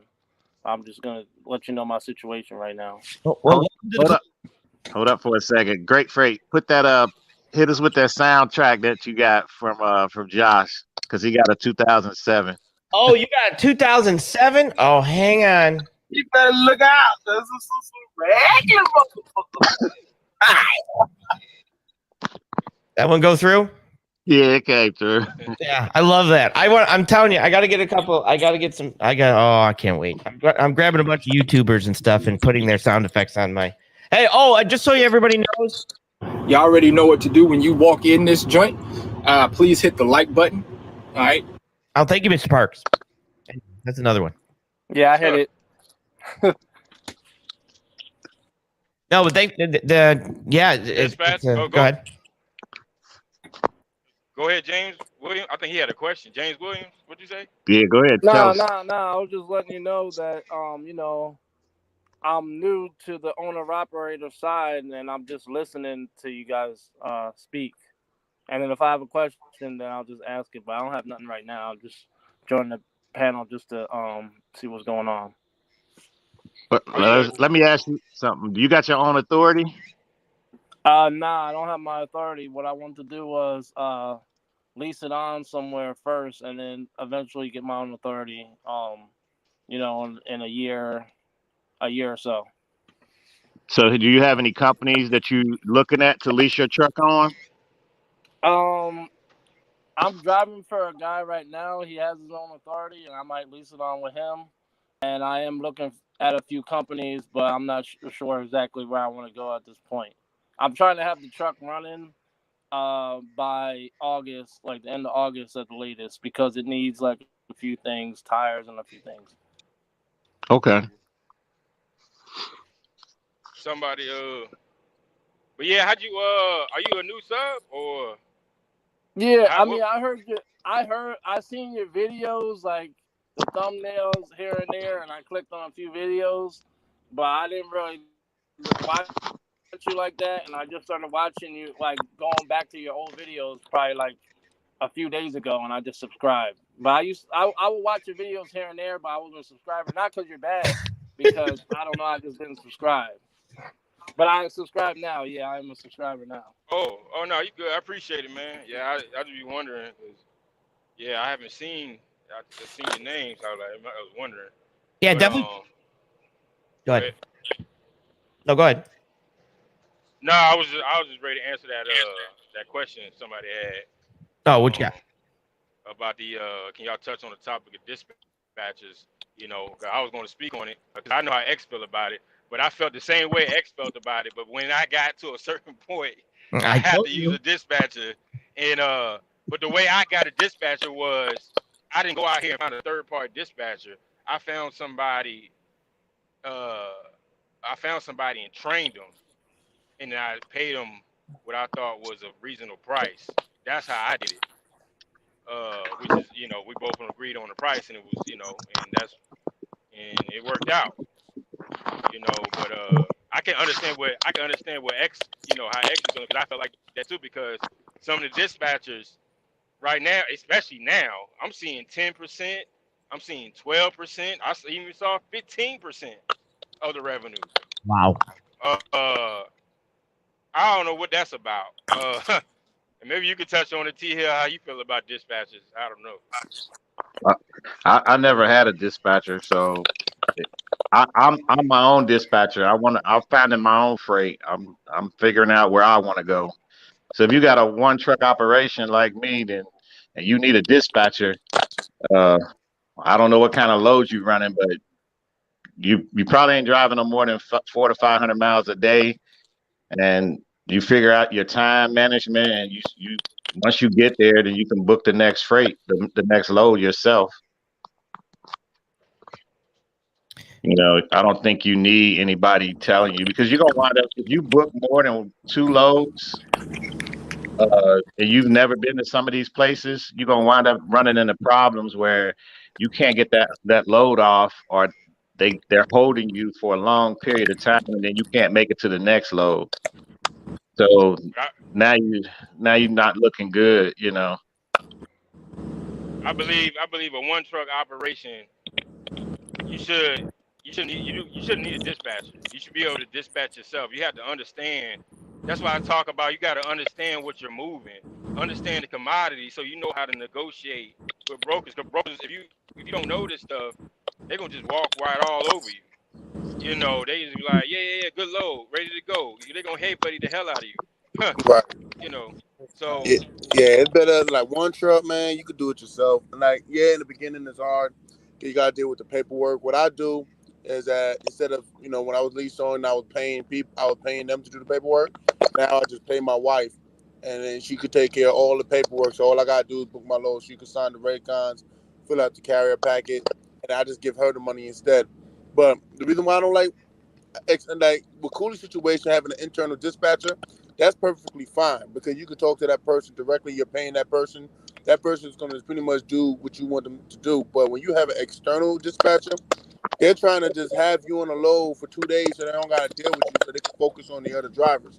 They don't care if that's going to make you the most money. They just want to know that they got you running, they got their percentage, what they're looking for, and they don't got to deal with you for 2 to 3 days. So when you get, sometimes, a lot of the time I hear guys got dispatchers, that's when you hear them, they running coast to coast, 1,500 mile, 1,000-mile loads and stuff like that. And then if you have a dispatcher with one of these carriers where you're not getting a Raycon, you don't know what you're getting, man. They might tell you, yeah, the low pay $1,500, but they negotiate $2,500. And then you be like, yeah, I need some more money. They'll put you on hold, come back and say, yeah, man, I was able to get you another $300. You good with $1,800? And then they kept $700 off rip. So I don't really like dispatching. Nobody's gonna work as hard as you when it comes to your business at the end of the day.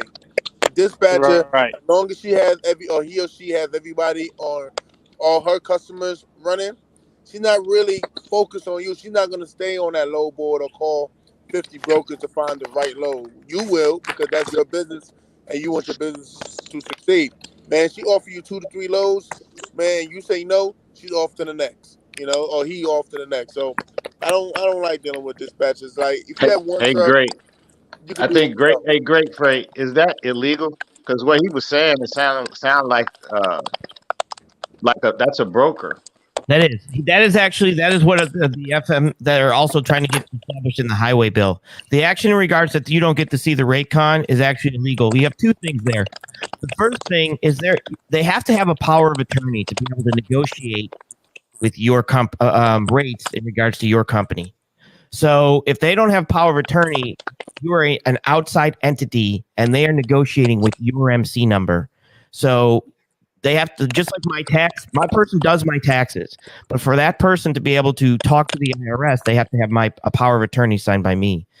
So at that point, that person's acting as a broker outside. Now they do have a brokerage, I don't know, but if they don't, they're acting as a broker, and at this moment, that's a $10,000 fine for them. But they also have to have that power of attorney. To me, a dispatcher needs to be somebody that if it becomes too big for me, then I now have to delegate. I delegate to a person of my choice who represents my company. That's the best way to do it. Get your own person inside.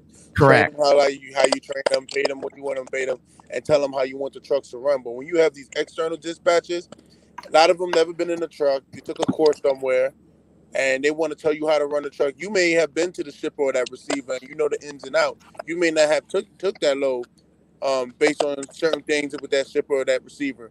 But they don't know that stuff, man. They just see the money and know that, damn, if I put them on this load, I don't got to deal with them for 2 days, and I can focus on my other 3 drivers and stuff like that.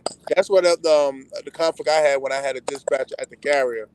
He would try to give me these loads going like all the way across the globe, and I didn't take them, But you could tell sometimes they'll get frustrated with you because they just want to put you on a load, make whatever they're trying to make, because they normally get paid on percentage, and then not have to deal with you again. And when 4 o'clock hit, 4:30 hit, they gone. And then you got to sit with a load. And then plus you want to know how to do it because that's going to give you an advantage for whenever you decide to do things on your own. If you got somebody booking your loads forever, as soon as you don't got the knowledge, you can't do it on your own. If anything it was to happen, then you back at square one. So it's better for you to just do your own thing. Once you get like 2, 3, 4, 5 drivers, then you could easily bring somebody in, pay them, train them, or tell them how you want it to be done, and then do it like that. That way you have all the control. But I don't like dealing with dispatchers. They're working on your behalf. Yeah, so I don't like dealing with dispatchers. It's not that hard to book. Like I'm very rarely on the load board all day, man. Like normally I send out 2, 3 emails. I get a load. Somebody call me on my phone. I get a load, or I look at the load board and I can literally look at a lot of the load and know where it's picking up and know where it's going to, like the facility. And then I know, okay, that's the load I want. This is the rate I need. The only thing I need to call the broker on is get the pickup times and all of that. And then I book the load. So once you start doing it for a while, you shouldn't need it. For one truck operation, I don't think you would need a dispatcher. Yeah, you might need somebody to do the paperwork, but even that is a means to an end. Because once you fill out enough carrier packet for the lane you like to run, you don't got to do it all the time. So, right. And to be completely honest, the goal is, like, my wife used to do the dispatching technically because she sat in the passenger seat and she didn't drive when I drove. So as soon as the load would pop up, she'd click on that load, and we'd take a look at that load real quick. So that it helps when in regards to trying to find a load fast. But she obviously had a vested interest in the company. She's my wife. Well, at least I hope she does. Either way, it was one of those things that's kind of what you want. You actually want someone to have that interest in your company and not just do that. So a dispatcher can delegate services, and if they have that vested interest, can be extremely beneficial. But they have to have that interest. Yeah. Like he said. They gotta act. Depending on your situation. Yeah. Depending on your situation and where you at in trucking, the dispatcher can be beneficial. I don't want to, because I got somebody try to chew me out. It was a dispatcher came in one time. I'm a dispatcher. I don't agree with you saying. I'm not trying to, downsize dispatchers. I'm just saying it depends on everybody's situation is different. If I've been dispatching myself for X amount of years, I'm going to dispatch my trucks until I can't no more. You see what I'm saying? I was dispatching trucks while I was still driving the truck. I'm gonna do that. Why I'm gonna pay somebody something that I can do? But when you get to a certain point, with all the trucks I got, you gotta step away a little bit, man. You can't do everything. You gotta separate yourself a little bit and let that's what you hire people to do that. You make enough money to put people in positions to do that kind of stuff. Right. But I agree with what X was talking about, because me, like I said, everybody want to know where I get my information from. I learned from X. He's right there. He's in the chat. Me and X used to bite off each other. We was doing it back when we was like, when I was doing a lease purchase. Me and X was talking, and he was doing. He was already owner operator. He already bought his truck. So we used to bite off each other. He was like, oh, I was like, yeah, I'm doing this. I was going from Texas all the way to Seattle. They paid me $5,000. And he's like, you don't got to do that. And I was like, okay. And then there was a time when I was back in Texas, and they said, we can't find a.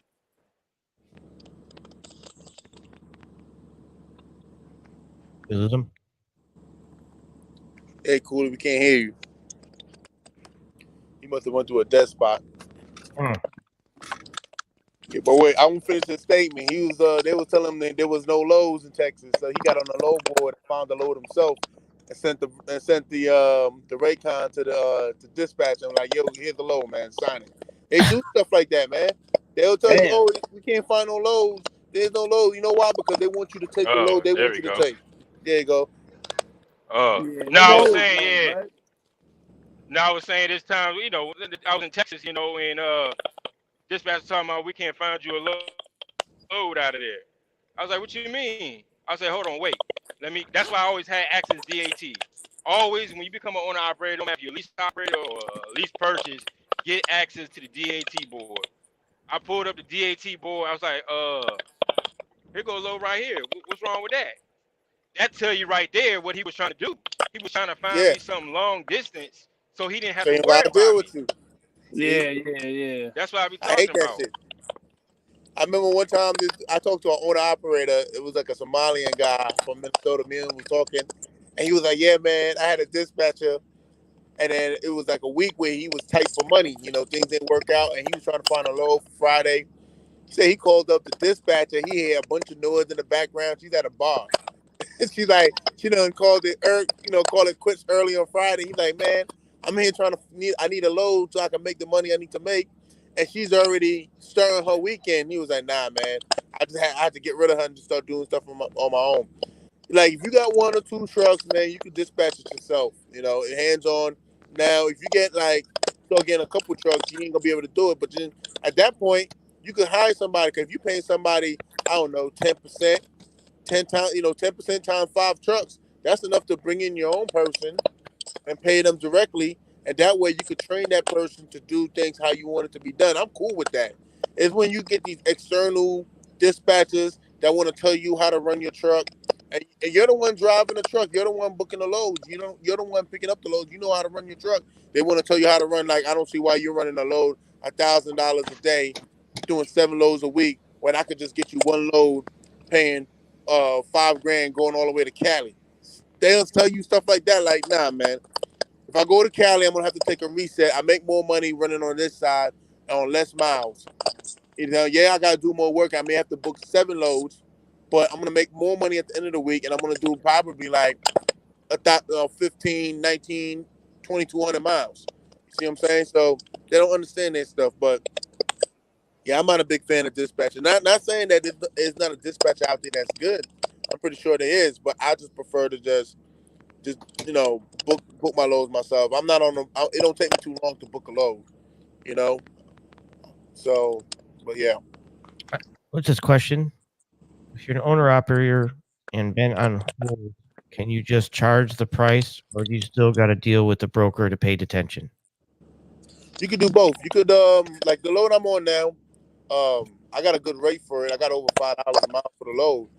But we made an agreement because I told them I didn't want the load even at $5 a mile because I came here Monday. They had me here for 6 hours. So we had an agreement where if I was here for more than 2 hours, he'll pay me an extra $500. So I just had him put that on the Raycon, and I took the load. So you can get your money up front and just put it on the rate. I could have said, nah, I'm gonna need that $500 up front, or you could have just get the detention. But whatever the thing, so they pay you after you're there. But whatever you do, make sure it's on the Raycon, because a lot of times the broker will be like, yeah, we paid detention, but they won't tell you the stipulations for the detention, and it won't be on the Raycon. And then you have to chase them to try to get paid for it. So whatever you do, whether you want to get your money up front, which is always a good idea, because it's better to have your money up front, because once you do the work, people are going to have a hard time deciding if they want to pay you or not for the extra stuff. So get it, but whatever you do, get it on the Raycon. Whether you get the money up front, get the money up front on the Raycon. Whether y'all work on an agreement with the detention, get it on the Raycon and make sure you keep track of your time. Whether you're using your EOD to show proof that you was at the location, or sending them. I like to send emails. If I get there and I know, I have to be there at a certain time, I'll send them an email saying I arrived at this time, and then get the time stamped on my bills. So You can understand you're under two contracts. You're under most of the time. You're under a contract, the carrier broker contract that you sign. Right. Please read that right before signing and sending back. And then you're under an individual contract in regards to that Raycon. Right. So you want, if in the broker contract it says, let's just use simple numbers, it says $50 an hour retention, you can negotiate this load differently by putting it on the individual contract, which is your Raycon. Right. Outside of the original contract. If you don't, it falls back to the broker carrier packet that you signed. Right. Which most of us don't read anymore. Or we don't even save it. We'll sign it, send it back. It's in the email, gets deleted. We don't even have it on file. So you run a load for the broker a year, say 364 days later, and if you don't have no idea what's in there until an issue happens, and you got to go back and read it. You want to hear a joke? For a week, I took a Raycon, my Raycon, right? And I did whose mic is cracked? Yeah. Is that mine? That's fine. No. Okay. I did a 3-page Raycon just to see if drivers read it. And one of the sections was that if you don't deliver on time, I get to take a kidney. It was in the Raycon, right? I signed it. Everybody signed it. I said, you serious? And I said, please make sure you read. It's only 3 pages. Please make sure you go through these 3 pages and read it before you send it back. Okay. Nobody, either they were all ready to give me their kidney or nobody read it. Because I said, okay, that was a test. Let me send you my real Raycon. And then I sent the real one. But I had like 10 carriers sign kidneys over to me. Because either they didn't read it or they didn't care about their kidney. I believe it. Because I even front. Sometimes I don't read every little details. And when I'm on the go, I don't read everything. I look over it, but sometimes I don't read every single detail, which you should. Because you could be signing, most of the time, those agreements are exactly what it is, agreements. They're Correct. one-sided. So it has nothing in there that's going to be very beneficial to you if an issue was to happen. A lot of them is like, if the load is rejected, the carrier is assuming all responsibility. So you're signing that, and it could be a situation where they loaded bad product on your trailer. But you signed that Raycon saying that you're going to assume all responsibility if the load is rejected. Now, I've never had any issues like that. Even when the carrier packet is one-sided, if something got rejected or refused or whatever, I never had to, bear the burden of responsibility for that. But if you was to go to court, it would be all on you at the end of the day Correct. because you signed that document, and that's a legal, binding document. So we got to read that stuff. But I will admit, I don't read it all the time. I do look over it, but I don't read it all the time like I should. So And Yeah, most of them yeah, are you legit. yeah, you gotta be careful with some of that detention. You already know, like in the reefer game. I don't know if they do this on oversized Sage, but when you go to these farms and it's first come first serve, they don't pay detention. There's no detention. right. So if you took a load and you expecting you're gonna get detention because you was sitting there all day, you won't get it. I don't want to say it's all of them. It might be like 95% of them. A lot of Farms and stuff like that, they don't pay potatoes, detention. and then a Yeah, lot of all them them potatoes places. they load at night because it be so hot out there. Then they Water, tell you, yeah, get there 8 to 4, 8 to 4. You shaking at 8 to 4, and they unload to 4 in the morning. So but see, if yeah, you ain't smart enough, you better get out of there. If you sitting there more than me, like I think Leak did it too. I think he remember that day we was on the phone. I think he yeah. bounced. 4 hours. I did. Yeah, Look, if it's over a certain amount of hours, I'm not sitting up in there all day long. I mean, like to get to pick up a load, I'd rather wait the next day and get something else. the best thing, But the best thing I can recommend to any driver or any owner operator: be 100% honest and communicate with the broker. I Yeah. call the right, broker and I be like, hey, how long is it going to take me to get loaded? He give me a time. I said, look, if I get there and I'm there for more than 2 hours, I'm gone. So I don't want you to, I don't want to ruin your relationship with your customer. So, but I need to know what if they're going to take all day to load me because I'm really not up to be sitting there all day today. And that always seemed to work for me. And then if I get there and I end up being there all day, like for a chicken load, guess what? I told the broker how it was gonna be, and I leave and I go get something else. I had a load the other day when Pilgrims got hacked and he had the computer down. Right. The broker called me. He had a chicken load. He said, "Hey, I got this load going to such and such." I said, "Is it chicken?" I said, "Where's it picking up out of?" He was like, "Pilgrims." I said, "Look, man, I'm not up to be sitting there all day because they can't get their computer right." He said, "No, no, no, no, no. It's a what you call that? It's not an in-house, but it's pretty much going to their own facility. So it's like an in-house load." I said, okay. He said, yeah, they could give you the bills for that one. If you had an external load, they wouldn't be able to do it. I was like, you sure? Because I'm really not up to being there 8 hours for a chicken load today. He said, yeah, I'm sure. So I called. He gave me the load. I called I called the custom Pilgrims. I asked them. They didn't know what the hell I was talking about. They was like, yeah, our computers is down. We don't know if we're going to get it back up. So I called the broker back. I said, look, I called over there. They have no clue what I'm talking about. They couldn't confirm they're going to be able to get me loaded. Are you sure? He said, look, I am sure. I got the email right here. I said, okay, I'm going to take your word for it. I'm going to head over there. And I went over there and got the load and I had no issues. So just communicate. That way, when you got to do whatever you got to do to make sure you stay profitable, you make money, and you don't ruin relationships. You was honest. You let them know. So if the broker don't want to take that chance with you, because he figured, yeah, I'm lying to this guy, he's going to leave, then that's what you want. You don't want if you're honest with him that you're going to do what you're going to do. If a situation happens outside of what he told you, then it's on him, man. So just be honest and just communicate that with the broker. Like, hey, how long is it gonna take me to get loaded? Normally take 3 hours. You get there and you find out you're gonna be there for 12 hours. Hey, I can't sit here for 12 hours. I explained that to you when I got the load. I'm willing to do the three hours. I might give you an extra hour to 4, but this guy's telling me it's gonna take 12. I'm out of here, and that's it. I done that. I done that to Coyote. I've done that to a few people, and I've never lost a relationship because I communicate that on the front end. So. Right. yeah. If you can answer this question, Sage. Uh, what gets a carrier blacklisted? Okay, so Lord, it could be a lot of things. So Hold on for a second. We got somebody that's trying to get into the live. Cooley, can you bring them in? Anonymous trucker. Oh, yeah. Hold on. There you go. Go ahead. Hey, what's good? Appreciate it.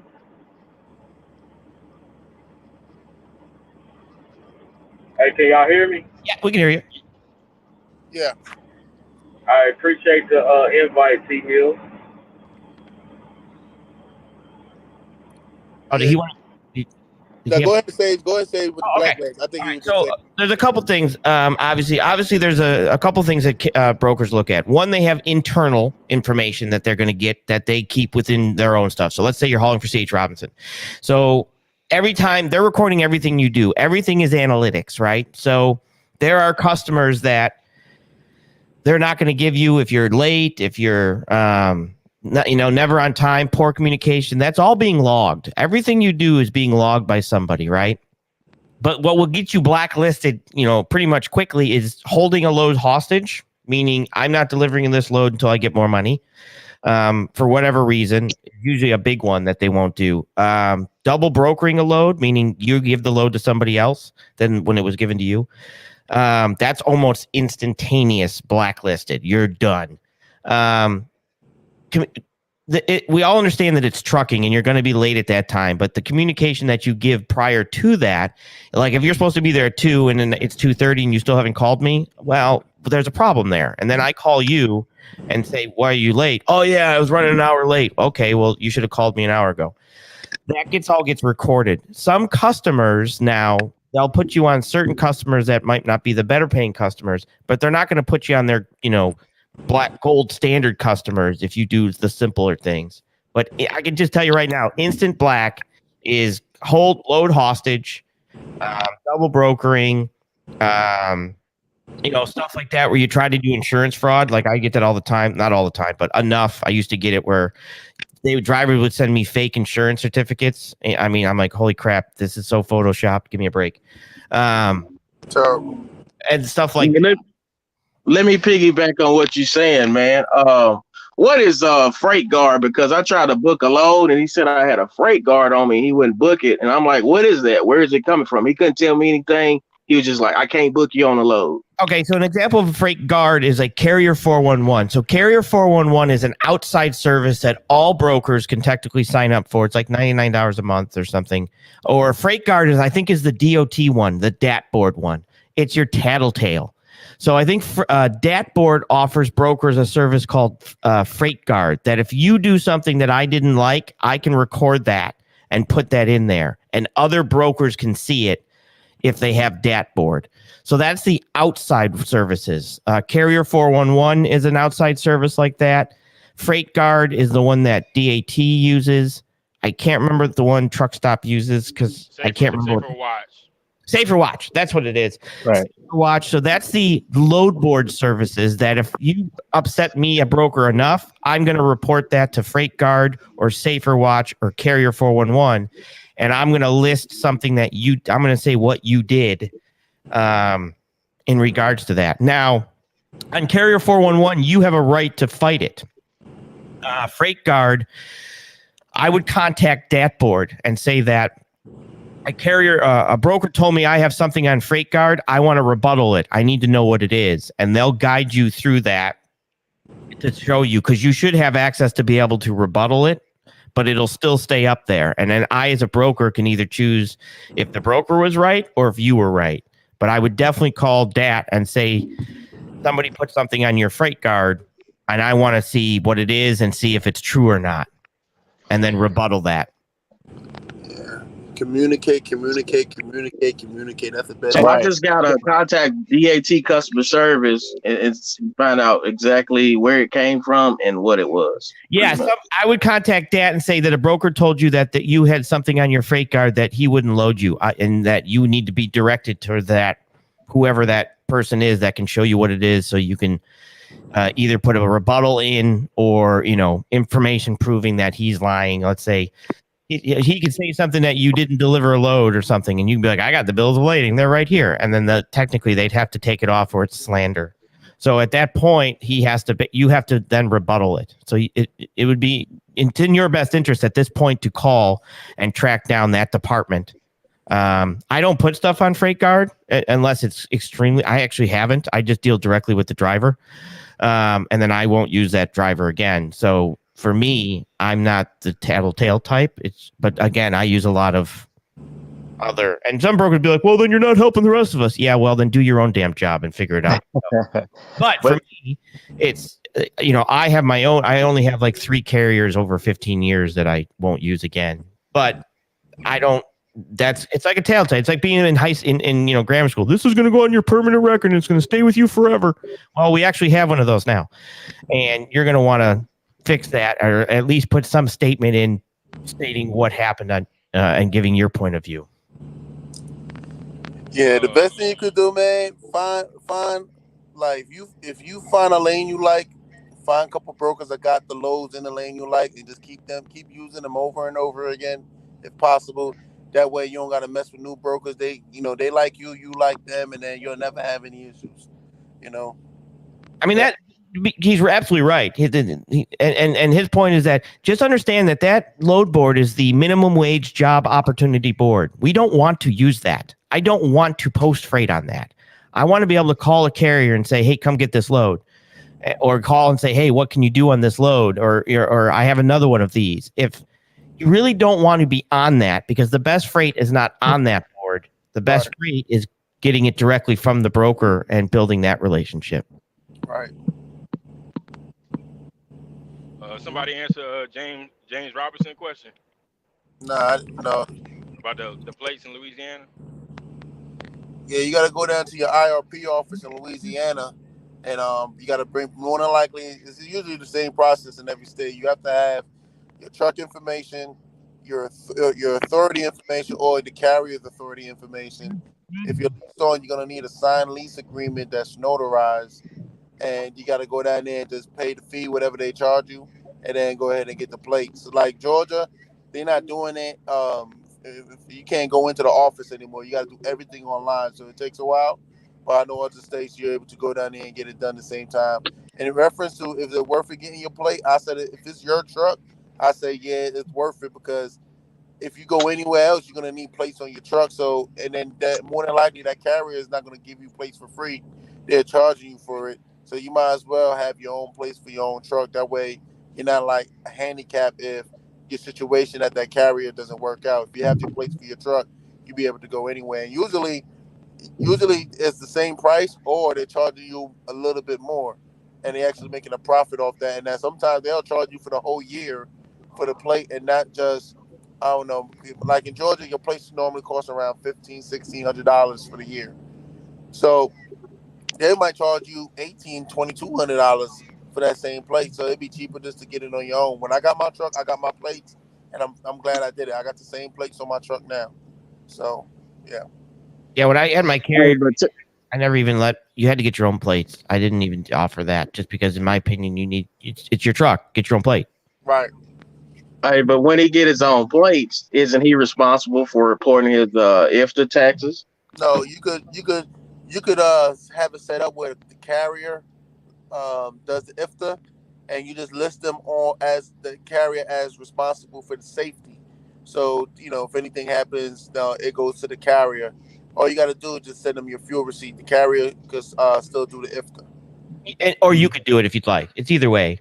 Yeah, either way. But a lot of times because they want to make sure it's done so they don't have any issues. Right. Because you're going to be running that fuel tax permit. So a lot of times the carrier just rather have it done. So I know I do. I rather just do it myself. That way I know. It was 4 hours and 51 minutes. Yeah. You said what now? I think that was his GPS talking. Oh, okay, yeah. So, but any of you all could do it, but every carrier I've been leased on with, I only been leased on with 2 carriers with my truck, and I got my own authority, and I do the same thing now. They took care of the IFTA. I had my own plates. They were responsible for the safety. I ran their IFTA fuel permit, and they took care of the IFTA quarterly. So, but yeah. And it'd be easier for them to do it too if you're running your own. Let's say if you're using their EOD and you're using their fuel card, then they have access to everything that's needed to do the fuel tax. They won't even need to get in contact with you. Correct. So, yeah. Yep. Oh, you talking about the IFTA? Yeah, the IFTA, doing the IFTA. Yeah, the IFTA. Yeah, I charge. Yeah, even though a lot of the drivers, like a lot of my drivers, they got their own plates or whatever, and their own fuel cards. I still do the IFTA. I make them. They gotta mark when they get the if they come overboard, got their own place. All they gotta do is go in the system and mark my DOT number as in charge of safety, and I do the Right. IFTA. I do all the IFTA for them. All they gotta do is send me their quarterly taxes, their quarterly fuel receipts. Fuel. I mean, and most fuel cards have a thing where you can do Turn it IFTA off. fuel all at one. It shows everything, all the gallons, and all I gotta do is go to Keep Trucking and pull up Mileage. their mileage, the distance, Mm-hmm. and you just plug in the numbers. It's the And same you way got if you're leased onto a you got it Mexican easy, carrier. Cooley. You got it easy because if your guys are going like 3 states, that's it. You know what I mean? That's Yeah, all I go. Three yeah, that's state, it. Yeah, three state minimum, maximum. Yeah. Like yeah, normally last I think I had Georgia, Tennessee, and I think Alabama. That was it. I had to pay Kentucky separate because Kentucky got their own fuel tax. It's like 2 cents a mile, something like that. Yeah, extra. Yeah, that's just nonsense. I don't even see why the guy even. Yeah, I don't even buy fuel up there no more because it don't even make no sense because you still gonna pay the mileage tax. Yeah, you're gonna pay the mileage tax plus whatever you ran through there, 2 cents extra. Yeah, it don't So, make no sense buying fuel up there. But yeah. Yeah, get your own but that's place if you can, man. Don't break the bank doing it, if you can't do it. But definitely get your own plates. It's like, I would say get your own plate, get your own fuel card. That way you have a little bit more control of your equipment and you're not 100% dependent. Because we hear the stories where drivers have issues with the carrier and they cut off the fuel card. Right. You can't get fuel and nothing like nah, man. Just get your own fuel card so you don't gotta call nobody to put fuel in your truck. Oh yeah, that definitely happened to me. Loads and all that. Happened to me, but lucky enough, they thought they were slick. I just pulled out my own fuel card. I was like, man, I already got my own fuel card. Y'all can cut off the fuel card. yeah, you definitely Too should in look into getting Carolina, your man. own fuel card. They shut the fuel card off and all that shit. But I didn't use their fuel card anyway. I didn't care. You know what I mean? But then they held on. And then the problem was they did it when I didn't even tell them I was leaving. I just went to pick up the title for the trailer. So they was like, oh man, he getting up out of here. So one thing those bigger carriers hate is once they see that you trying to leave and you got their trailer and you trying to get your own authority. Oh man, soon as they hear something like that, everything goes off. They cut everything off. They be like, "Oh, Yeah. why you didn't tell us before you leased on? You was gonna get your authority." Right. Why I need to tell you that? That's none of your business. Right. If you leased on to a company, don't tell them you got aspirations of going out and getting your own authority because they ain't gonna give you no help, no information gonna be given towards you. So don't talk to nobody at that company about what you're trying to do. Yeah. My carrier, when I was leased on, bro, they held on to my escrow for the trailer. Remember, I bought the trailer. Why you holding on to my escrow for the trailer? I got the title to the trailer. I'm like, y'all doing the most, but I got all my money. I don't cash be like, oh, you don't get your escrow back. Man, every carrier I've been at, I got my escrow back in full. I be on them, man. I send them, when I mail it out, the stuff back to them. I do it with tracking. I take a picture of the tracking and the stuff that's in the box, and I email that to them. And then come 30, 35, 40 days or whatever it is, I email, hey, what's the update with the return of my escrow? I always got my money back. Never had an issue, But I don't be leaving people equipment in one state, trucking another state type of dude. Same way you gave it to me is the same way I give it back, and then I give you back all your permit book, your fuel card, everything you gave me, you get it back. ELD. I always got my escrow back. But just know when you leave, you better plan it out because they be holding on to your last week's settlement. They want to hold on to your escrow and your settlement. You might have $5K. They'll hold on to that mug for like 40 days, man. Terrible. Mm-hmm. I did with Landstar. When I left Landstar as an agent, we had a $5,000 escrow. So I had my own brokerage and my wife was the Landstar agent. So at that point, I was still loading some stuff from my brokerage onto the Landstar trucks. So when I went to leave, I got to the point that I technically owed Landstar $5,000 exactly, because they had a $5,000 escrow. That's the way to do it. Right. But it's funny though, is the point she's like, well, you got to pay the escrow, or you got to pay us our $5,000. And I'm like, well, I have a $5,000 escrow. Just take that. No, we can't do that. You got to give us that $5,000 and then we'll wait and then give you. I'm like, no, you can sue me for $5,000 that you already have. Take me to court. Right. That's right. Right. So those are the games that goes on in trucking that nobody knows. Yeah. But let me defend the carrier for a second. The reason why they hold those escrows because you may have outstanding bills, right? And they're waiting to get those bills paid, and you may be missing paperwork. Because I have a load I checked the other day, they ain't paid me yet. It's been 40 days, and I'm pretty sure when I call them, they're gonna be, oh, we didn't get this document. Yeah. Okay, which I'm sure they got the document, but you know that's why they hold on to your escrow because they want to make sure everything is cleared up, and then if anything. They say that you leave and you leave salty. You don't want to communicate with them, and they need like a page 3 out of 5 pages for a load to get paid $5,000 for. You're not answering your phone. They don't get paid for that load, or they have issues getting paid for that load, and then they're on the hook until they get resolved. But if they got your escrow, it help cover that. Or if you leave their trailer somewhere, they may have to recover that trailer. So that's why they have the escrow. But a lot of them be doing petty stuff because I didn't see the point if I bought the trailer and I got the title to the trailer. You even say, hey, man, you can use our plates until you get your own plates. Why are you holding on to the escrow for the trailer? It's my trailer. But, they do petty stuff like that. You just got to go through the motions. Yeah. Cool. Yeah, most definitely. Especially with the trailer situation. Especially if you got a trailer, especially you lease onto a carrier. And most of the big carriers got contracts with like Premier, what's the other one? Extra Lease. Some of those places like that. Atlanta Metro. If you don't read that, if you don't read the contract, Suntex tried to pull that on me. And we all know Suntex is out of Florida. They wanted me to bring the trailer all the way to Florida. And I'm like, I didn't get the trailer from Florida. I got the trailer from Richmond. And they it was a big ordeal, because I was trying to I was switching over to get my authority, and I had to I was buying my trailer out of Memphis. So I wasn't going to go all the way to Florida and then bobtail all the way to Memphis. I'm dropping the trailer off where I got it from. So I talked to Premier about it. Premier was like, why would they want you to drop it off in Florida? That doesn't make any sense. You got it here, so why not just bring it here? I was like, I know, right? Somebody else out of orientation. Yeah, they had somebody waiting in Florida, and they wanted me to bring the trailer down there. That's a lot of stuff. There's a lot of carriers do that. A lot of finessing, But if you don't understand what you got, but a lot of times they put it in the contract too, where you got to bring it to certain areas. But they didn't have that in the contract because I was looking for it. Right. And they was like, yeah, you got to bring it back to Jacksonville. I was like, for what? All right, I'm not bringing it to Jacksonville. I got it in Richmond. I'm bringing it back to Richmond, point blank. See how good Cooley was there? The fancy word he used for that? Finessing. I like that. Yeah, that's what that is. Finessing. Yeah, they try to do stuff like that because I actually I think it slipped out my mouth when I mentioned to the agent that I was getting my authority, and I think she was kind of pissed off that I didn't tell her in the beginning that I was getting my authority, and she was like, well, why you didn't tell me at the beginning you get authority? I wouldn't have brought you on. I'm like, what?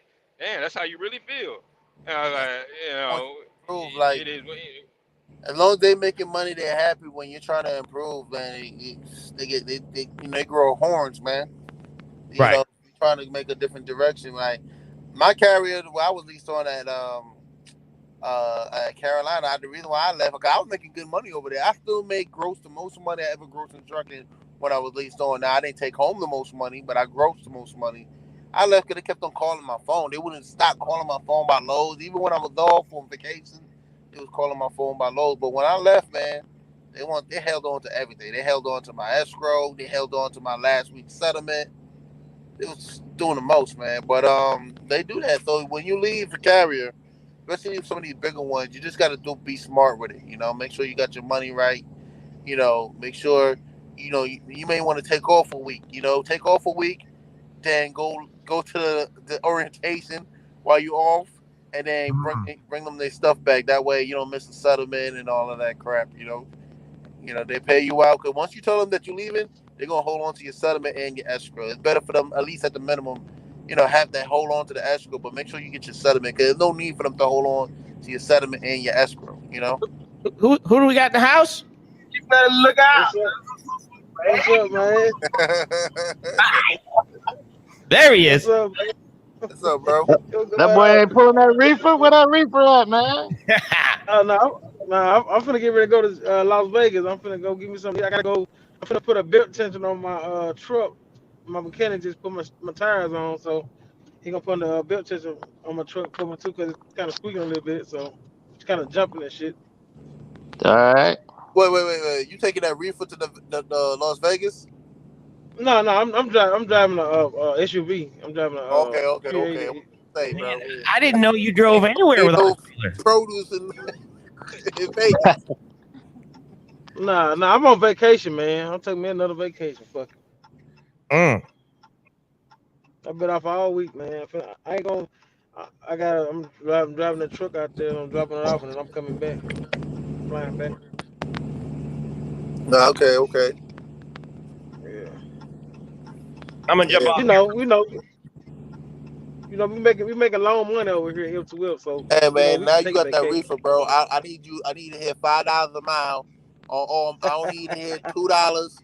Okay, $1.40. You need $5 a mile at all times, man. We don't need you pulling down these rates. Nah, I got a little dedicated situation. They pull right out my city where I live. It's 290 miles, 93 miles for 1,500, and he got them Okay, every day. Where's it going? Hey, Brandon said let him in. Let him in. Brandon want to holler at us. It's going from it's going from Hazelhurst, Mississippi to North Little Rock, Arkansas. Loaded chicken. Okay, that's a straight shot. Yeah. Josh, I'm on your ass, Josh. I'm on your ass for last night, boy. yeah, Josh. Josh, don't be driving them rates down, man. I'm gonna be on your ass, boy. Hey, Josh, if you need any help with reefer, in this room right now is everybody that you need to help you with that reefer, man. 2 of your sausage burritos. Man, Josh gonna pull up the Thermo King, man. He don't want Let me get going straight to Thermo King carrier. Be up in there all day. I just called Thermo King yesterday for a census, the thermometer. Man, them folks told me $180 for it. The place where I get my other parts for told me $50. Wow. Every time then I called another one for a harness. This man, it was just 2 wires. Just 2 wires and a connection on it. This man told me $1,800 with a straight face. I told him, I'm like, man, that don't even sound right, man. That don't even sound right. It's only 2 wires on that thing and a plastic connector. I don't know, 18. Maybe he thought I was talking about something different, but yeah, like for my reefer, everything on it for the most part, I fix it myself. Now I'm not putting like refrigerant in it or nothing like that or changing seals. I took it to the reefer guy to do that, but I've changed all of the parts, like alternator, starter, belts, chain filters, and all that stuff. High speed solenoid on one. I put the chute in on 2 of the trailers myself. Matter of fact, I put the chute in 3 of the trailers myself. I do most of my stuff myself, man. It's not that hard. But the reefer, people be thinking reefer is complicated. It's not, man. The main thing you want to make sure is that shit for the birds, bro. No bullshit. You said what? That shit for the birds, nigga. I don't got time on no reefer. Fuck a reefer, nigga. Fuck all that bullshit. Brandon, how long you been driving, Brandon? 5 years. Okay, 5 years is a good time to drive. Like, I like the reefer because I make the same money all year round. I'll be making good money. I don't got a low time. Even when it's slow for me, I'm still making $2.50, $3. I make good money year round. And then if I don't want to haul reefer stuff, I can haul driving stuff. Now I hate with the reefer. What I do hate with it is the wait times. I just hate the wait time. Mainly that's it. But everything else is consistent. It's always a produce season somewhere. I'm always able to go somewhere to get good money. Do you got E-Tracks in your reefer? I don't. Yeah, I don't. I don't got E-Tracks in mine. I do like $7 a mile consistent on these though. Yeah, you're in a great market, man. You're in a good market, Brandon. It ain't. This shit been normal. Shit been like this since last July, bro. Consistent, bro. Yeah, Brandon, What a but you not load. going nowhere. You only going 100, 200 miles, duh. Nigga, I still make money. Nigga, you act like I don't make no money, bro. Come on, man, Joshua. I'm Bruh. sorry that shit, bro. I'm sorry that shit, nigga. I ain't say We you. can I put didn't say you don't make we can no put money. bit What I'm bait. We can saying put is bit bait. We you can get put six, bit bait seven a dollars little a mile. bit. You only going 200 miles, duh. You ain't going no 1,800 miles for no fucking $6 a mile. You gonna have You ain't to doing do it but that, bro. With driving, your bro. authority. You It's gonna have no to do that with your comparison. authority. Yeah, I you don't got. give, bro. You could be the Northeast, nigga. You could be in Canada. You ain't getting $10 a mile for no fucking load. Spider, you could get a reefer.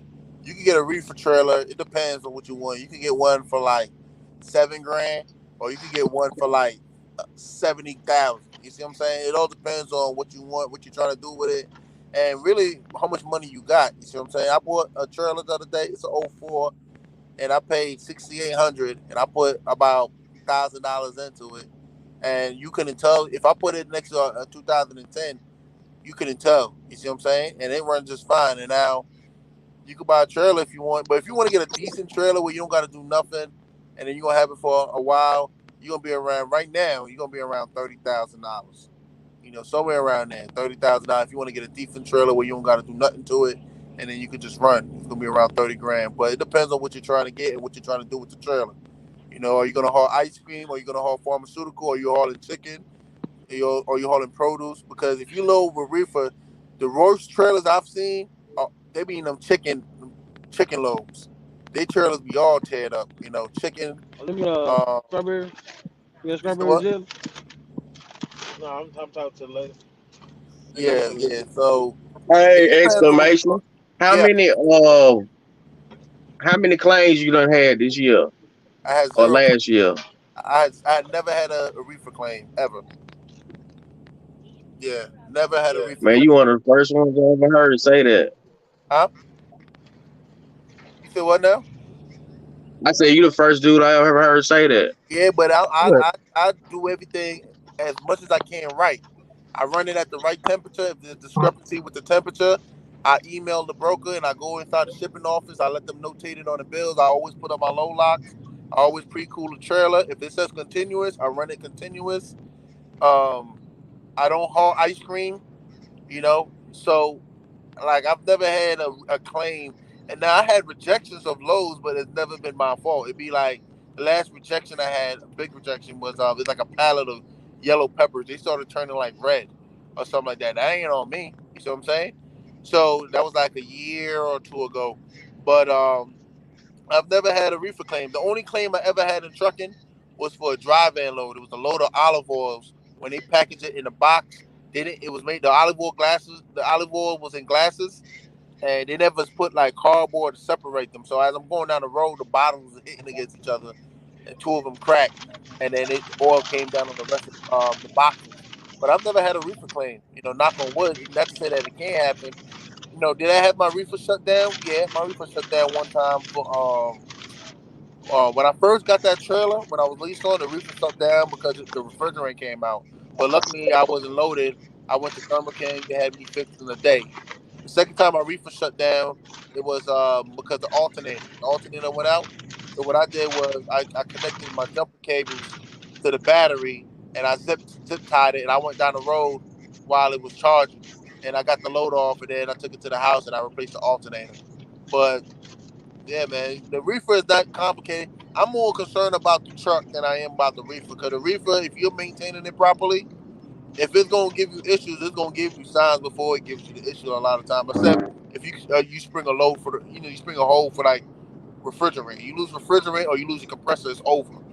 But normally the reefer is gonna give you some signs before it goes out. The motor is making a weird noise, the compressor is grinding. You know what I mean?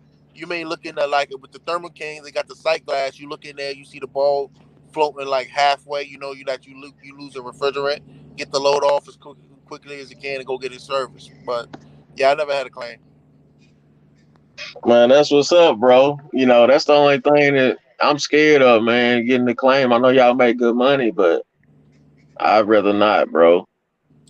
Yeah, I never got a claim, man. If even like it's been times where they loaded it crazy. I go to the lumper guy or whoever loaded. I'm like, why you loaded like that? Oh man, it's good. I said, okay, cool. And I take a picture of it right in front of him. And then he'd be like, you know what, man? Hold on for a second. He'll climb up on them pallets and go put up the load. Like, you know, like when they load up, they double stack half the trailer and don't double stack the rest of the trailer, and they'll leave the top part with no load lock on it. I say, man, why you loaded like that? You loaded like that. You could have put the load lock on it. I'm not gonna climb all the top of the product to go put it up there. I take a picture on it, write it on the bills. Shipper loaded it incorrectly or improperly or whatever. And then I never had an issue. I never had a claim or none of that shit, man. Never had, you know.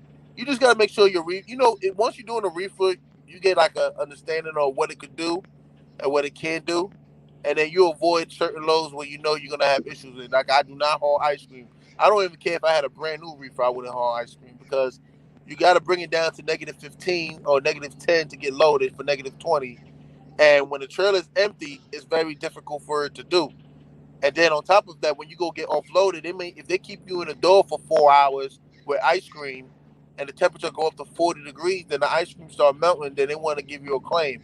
Also, if the trailer shut down on you and it's ice cream and it start melting, you may lose the whole damn load. Now, if it's frozen solid, you got time, but you can lose the whole damn load, unlike if it's something else. So I just don't haul that ice cream and I don't haul certain things. But Or you could do like what Lee does. He'll pick up ice cream and he'll park at the Thermo King or Carrier until it's time to get unloaded.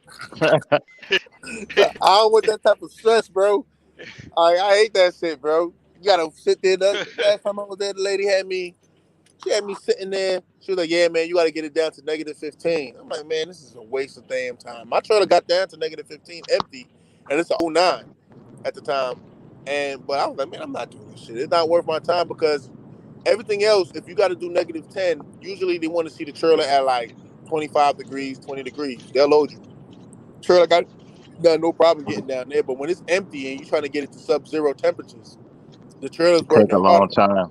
It take I a had long that same problem. I got scared the other day. I know how you feeling, anonymous trucker. That anxiety of something happening. Because when I'm driving down the road and I see that green light in my mirror, I'm looking at the mirror more than I'm looking at the road. So, because I don't want nothing to happen. But the other day, I went to go check my temperature, and when I got out and lifted up the cover and looked in there, I seen the light on saying defrost, and my temperature wasn't dropping down. So I thought I was having a problem with the roofer, but this is what it's supposed to do. It's supposed to defrost, and then all this water came out of it onto the ground. I was like, oh my goodness. Yeah, that's what's supposed to do to defrost it. You don't want it to not do that because then everything freezes over, and then Right. you start having issues. So it's defrost, and you don't want to see it defrosting too much. If you keep going into defrost mode, then something is freezing up somewhere. So it may be blocked somewhere. But the reefer is not as complicated. It's not as hard as people think, man. It's just certain things. Yeah, it's a learning curve to it, but you just stay on it. If you feel something way about it, bring it to your reefer guy quarterly or twice a year, and then it's not much to it, man. Pretty much, it's not much to it. And it's idiot proof because it pre-trips itself.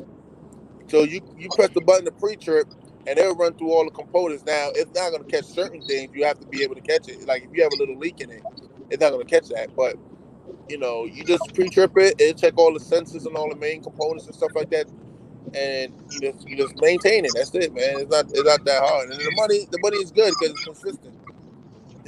But now, right now, you can make just as much with a van as you could with a reefer. It's when the market flips that the reefer really comes in handy because, like I said, I've always made money. The only time I didn't make money is when that COVID shit happened and they shut everything down. That's when it was just terrible. But I still was making money because I was running the same loads with two brokers. I had a load going up and a load coming back, and I just stayed on that until COVID. They opened everything back up. Now, So, hey, estimated thought they got loaded to go to California from that plant, and they pay $8,000 to go to Cali, I don't care if 1,700 miles. I don't care if they paying 20. I ain't going to Cali. I ain't going to Cali. I hate it over there. I hate it over there. Tell me, That's tell me you To ain't go to paying. Cali, If they Tell me paying you 20, ain't you paying, going, man. bro. But you can That's make lying. I can make 9 grand. If I want to make 9 grand, bro, I can make 9 grand staying over here within 5 states. I don't got to go all the way to Canada to make them 9. Because then you go over there, then you're gonna have to take a reset and then come back. I can make the 9 grand right here. So if I make Well, seven, if I I mean, I go over there 'cause I got family over there. You know what I'm saying? So okay. I go, yeah, I go see them and shit. That boy hey, gonna find out. That boy don't gonna your find reefer out. got to be California compliant if you running into Cali? I've heard that, but Yeah, I don't really know because I Yeah, don't go over there. he got a 2014. I don't know what kind of unit he got though. He good for like, What No, I kind of mean, don't unit it you got to got, be Josh? inspected by California? I think he good for like another year. If not, he's Nah, over with this year with that trailer. he don't got to be inspected, But but he you just got know, to it have a depends 20. on He got to have a. It has to be 7 years or newer.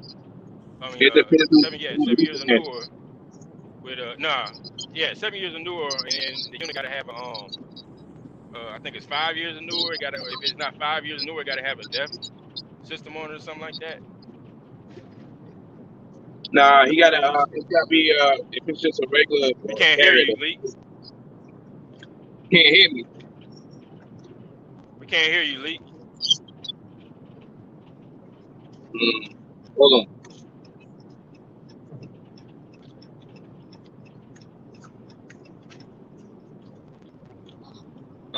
You hear me?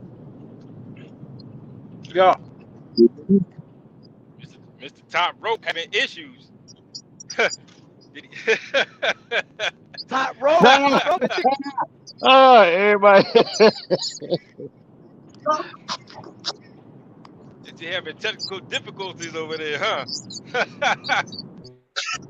did did Ghost get you?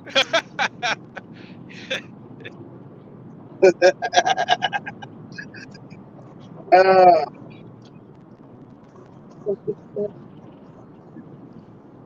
yo.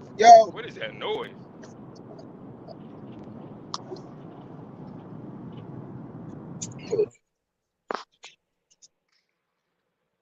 Oh, that was Leak. Get a mic check. Mic check. You sound good. Oh, okay. Everybody here. Oh, okay. That was Leak then. I was like, what the hell was that noise? Yeah, but like you was asking, yeah, I think it's the box got to be 7 years or newer, and I think the reefer got to be, I believe it's 5, and if it's not 5, you got to have a def like a what you call a filter, a def filter in there or something like that, Oh, and then you don't it also have to got to be have something. registered too? Don't it have to be registered to get like some kind of registration number onto it?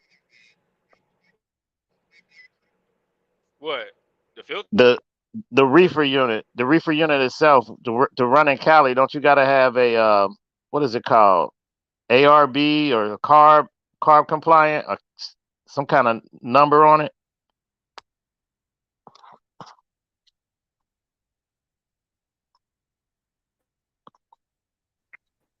That's probably just for like California residents, though.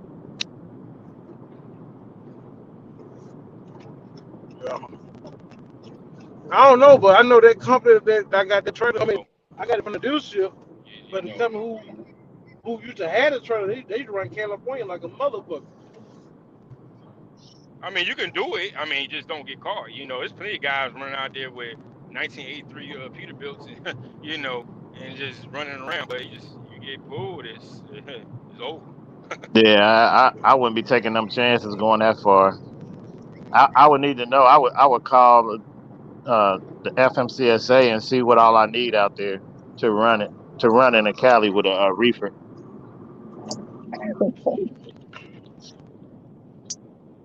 Because you get stopped at the border, and they don't let you in, and that could be a whole nother problem. Well, my trailer is California legal. That's when they sold it to me like that. It's California legal. Got the skirts and all that on, you know. So. Yeah, but I mean, just because a dealer told you it's California legal, don't mean it's legal legally. You got to call out there and see what all you need. paperwork wise, because just because they said it That's what it is. is. See green.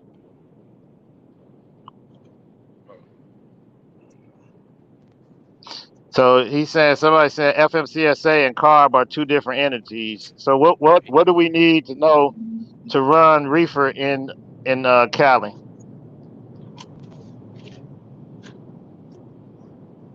That's what we're asking. C Green said you need a smog number. So how do we get a smog number?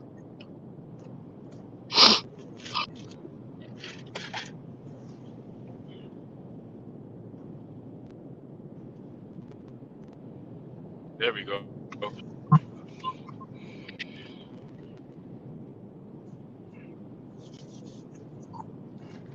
It's a small number.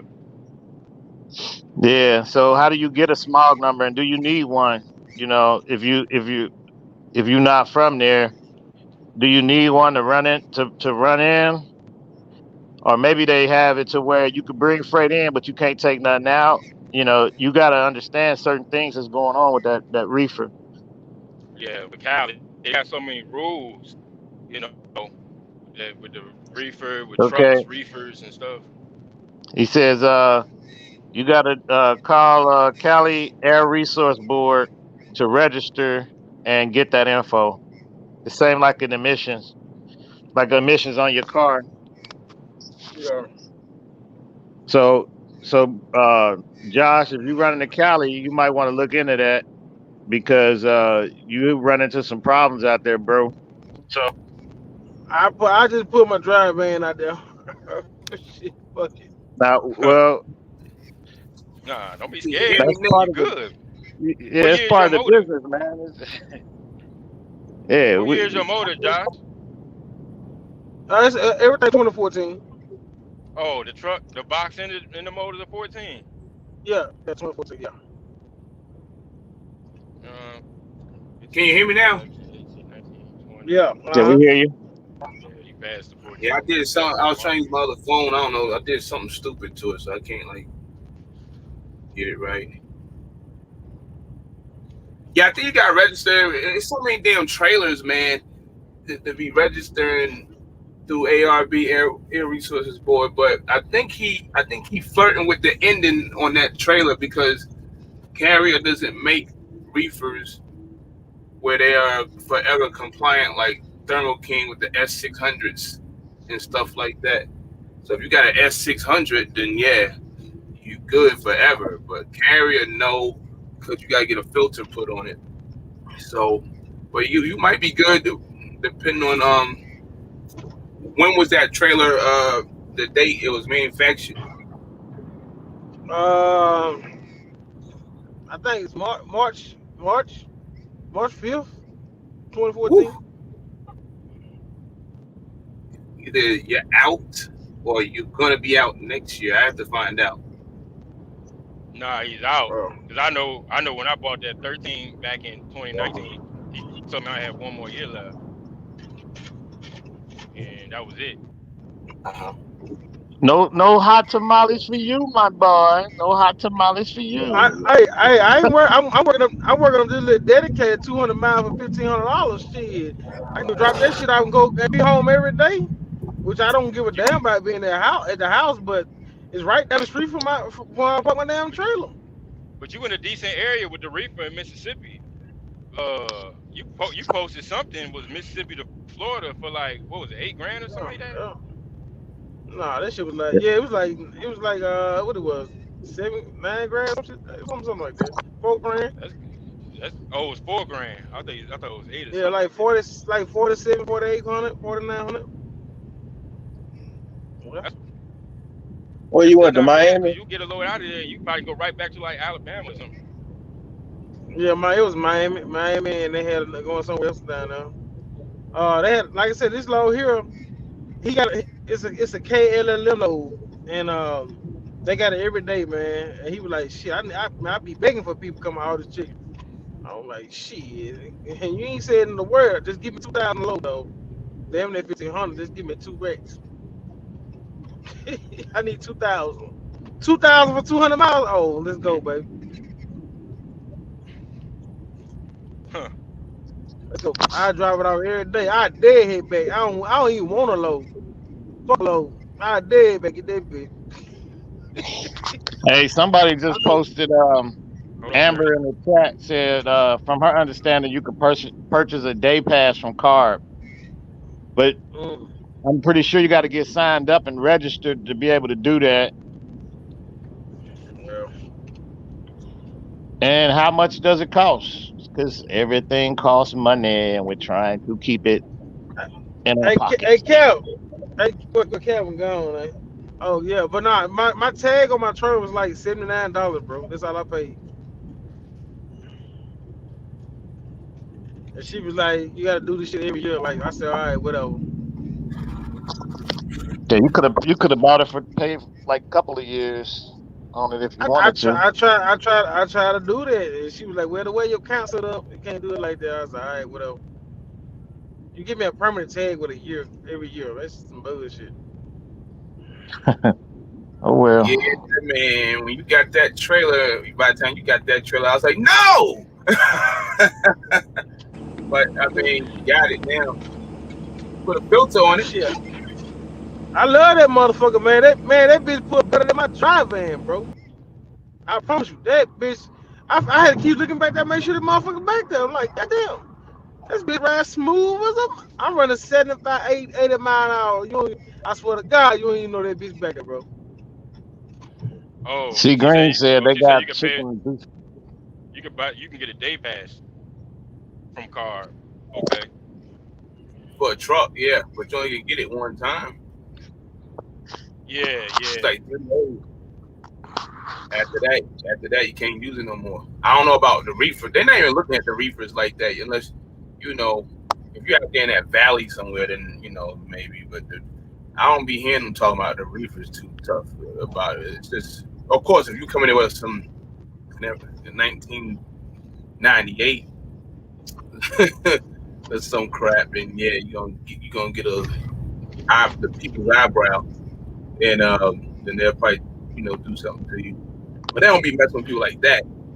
Now the trucks, yeah, the truck a different story. There's a bunch of reporting and stuff like miles and stuff like that. Yeah, I can understand more of the trucks. Most definitely. But yeah, they registered them. Someone got that ARB number on the side or whatever. But for the most part, I don't be hearing nobody really making a big fuss about the reefer trailer. Maybe in the valley somewhere, but then again, all I hear is a bunch of truck stories. And they ain't just stories. They're real news articles and real finds that they hand out. So when you hear somebody telling you some bull crap that they don't be doing, it depends where you at. They'll get you. It's not DOT. It's car, but ain't that many of them. But they be around. Yeah, I would think be more so like what, Northern Cali, where they be at, or is Somewhere Southern? somewhere down in that coming down that Valley Salinas and them areas, maybe. A couple of them be at the weigh station waiting on you. I seen one of them one time in Coachella. Was it Coachella at the TA? So they be around certain areas. What's that down there south of LA? Oceanside. What's that scale down there? Or whatever, Temecula and stuff like that. I think Temecula. And the other one on the other side. But so you say he's out 2014. Let me see, 13.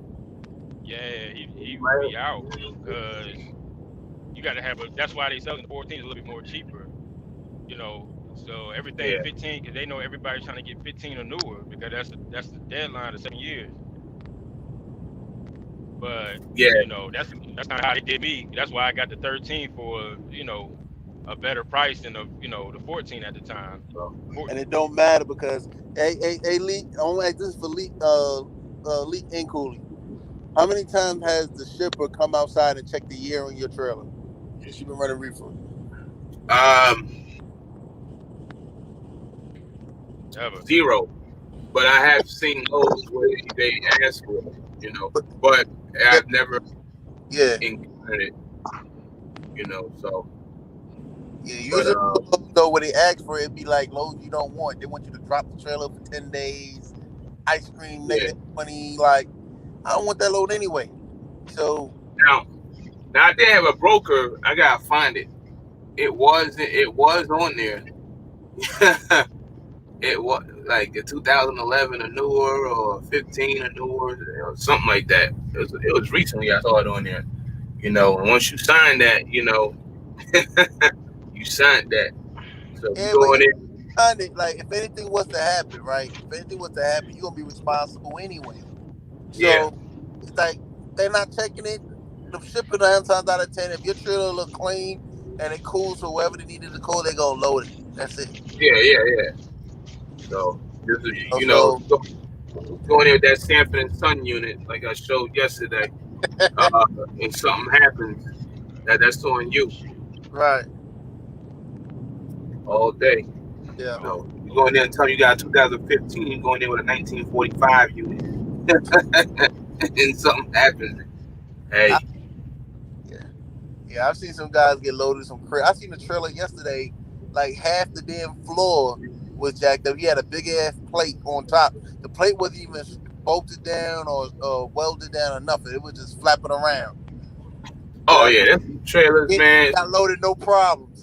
Yeah, I Like, seen some. Yeah, Trailers. it's some messed up ones out here, man, with rubber bands all over it and yeah, jump ropes and stuff. And you got, you know, you got stuff attached to the truck that's connected to the reefer to hold the cabinets. I mean, like, yo, you yeah. just out here duct taping it.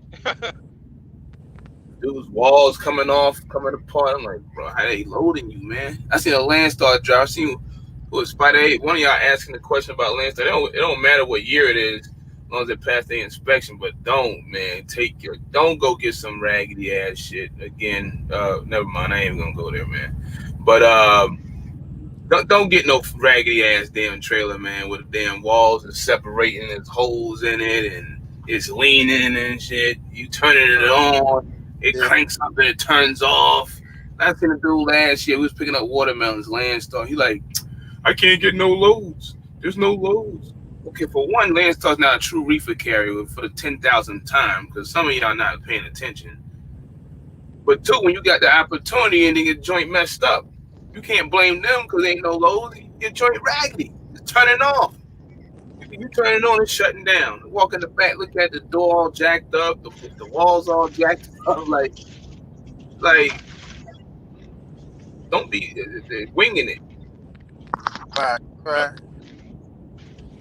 Speaking of that, I gotta get that. I gotta put some coffee grinds in my trailer. Get that pickle smell out. I had pickles in there the other day. Sonic pickles. Just buy it from Dollar General. Like them Yeah, I am. trailers, like all the trailers we saw in North Carolina. What you call it? CR England trailers we saw. Most of them joints was messed up. Oh yeah, them England trailers was jacked up when we went. People still overpaying for them. I was just like, y'all crazy, man. Those cold carrier Enterprise. I mean, that was before this price spikes. They were overpaying for them too. So not like they are now, but the walls was messed up. Crazy. I was just like, nah.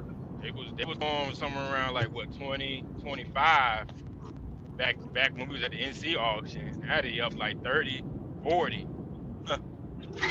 Yeah. So yeah, it's crazy, man. Yeah, it's getting out of hand with I said you can still find them though. You just gotta look. There's people still selling and selling them and getting out the game or whatever the case may be. But you can find them. You just gotta really look for them. They out there, especially out there in Amarillo and Lubbock. Yeah. What about the Thermo King next though? Huh? I said I'm gonna buy me a Thermo King next for my next week. Oh. Yeah, there's a lot of meat plants out there in Amarillo and all that. I almost got a trailer yesterday. Well, I would have had it yesterday if he still had it. He sold it. Y'all saw that picture yesterday. Well, Josh saw it. Yeah. Y'all saw that picture. Oh, the yellow joint. Yeah. It was like I knew something was gonna happen. It was gonna be truck and trailer together. Or if I was fast enough, I'd have got the trailer. But it went with the truck, so somebody bought both of them. Man, people got a lot of money right now, dog. Like it ain't enough for a nigga to walk around with $20,000-$30,000 in their pocket right now, though. Like for real. Niggas making that in a month, like for real. Oh yeah, there's a lot of them. So everybody. So I ain't making that shit. Where y'all at with shit making that kind of money? I ain't making that kind of money. Well, T Hill, your ass don't want to go, but shit, five damn miles, shit. You don't never make that kind of money, goddamn. I need a turbo. I ain't finna go nowhere far. I need a turbo. And see, you another son bitch Drop your don't want cash to app, T Hill. spend no Everybody know damn who you money. is. Yeah, everybody help T Hill. Go Go fund me for fund T T Hill. Hill, nigga, please. Go Put some fund T money Hill, in please. the Help a cash nigga, app. man. That's a good nigga right there. Hey, what's in your mattress? So what the fuck? Hey, go fund for the mattress, my nigga. Go fund for the mattress king, baby. The mattress king on deck, baby. The mattress, alright. Ain't nothing wrong with the mattress. This is a damn turbo. I gotta get the Well, turbo stop going. being cheap, man. Get that shit fit. I'm finna go get this damn belt, children. I ain't want to come wear to get this motherfucker, but hey, I don't mind. I'm gonna take Hey, care I of my gotta equipment. I wait. don't care about no. I gotta wait on the mechanic. The mechanic can't get me in until Thursday. Then we'll take it apart, take it off, and I gotta ship it out and get the return. Get my ship it out and get returned. Because it's going down to Florida, so Yeah, that's baby, gonna take about 4 or 5 days. I don't mind spending money on my damn truck. It's gonna make me money, so I don't give a shit. People be talking about, Yeah, I don't know I can about spend that, it, this and that, whoop the whoop. but they can't get it in until next week. Man, baby, listen, if you around me right now, my mechanic, to put them tires on for me, that baby, he a bad motherfucker, baby. I tell you, he charge $65 out. He a bad motherfucker. Dirty Broke, what up? He jumped back off. I don't think he TB, came in clean. He jumped back off. He ain't in here yet. I got all 10 tires put on for $400, $40 a tire, baby. And he gonna put his belt testing on for me for $120. I already paid him. I gotta go get the 10 for Hey, he's gonna leave you it in the need to damn post dope. this info on your community post so anybody in that area can get their tires. You know what I'm saying? Put on that cheap. He do it all. He do it all. Tire, brakes, AC. He do it all. That's my homeboy. But he ain't gonna charge. He ain't gonna. He do it for me. But I don't know about what he charge nobody else. You know. He was just telling me he had did a service call for somebody, and they just needed 2 tires. He said, shit, he charged them motherfucker $500. Dirty Broke said he tried to get in. He can't get in for some reason. You probably got to reset your phone, Dirty. Leak? Goddamn DB Leak, is my Leak, nigga. you in Virginia? Who, me? Yeah. No, Oh. I'm in Arkansas. About to step. Hey, y'all be right back. I'm gonna get this part, man. All right. Now I'm about to call y'all on the phone, Dirty. I'm about to end this joint because this joint is starting to. I'm about to hit some lag in a few. I Cooley, but yeah, hit me up too then. I'm finna go and Yeah, get this part though. I'm gonna call y'all on the phone in a second. All right. All right. Yeah. All right, y'all. Make sure y'all hit the like button, subscribe, share the video, man. I'm gonna catch y'all later on the live. We're about to go live again this weekend. Yeah, this is a Yeah, I might 3-hour make up. live feed. Yeah, I probably go live this weekend. Real quick. I know everybody Yeah, curious I got why the a. hell I did what I did, but huh? I got a. All right.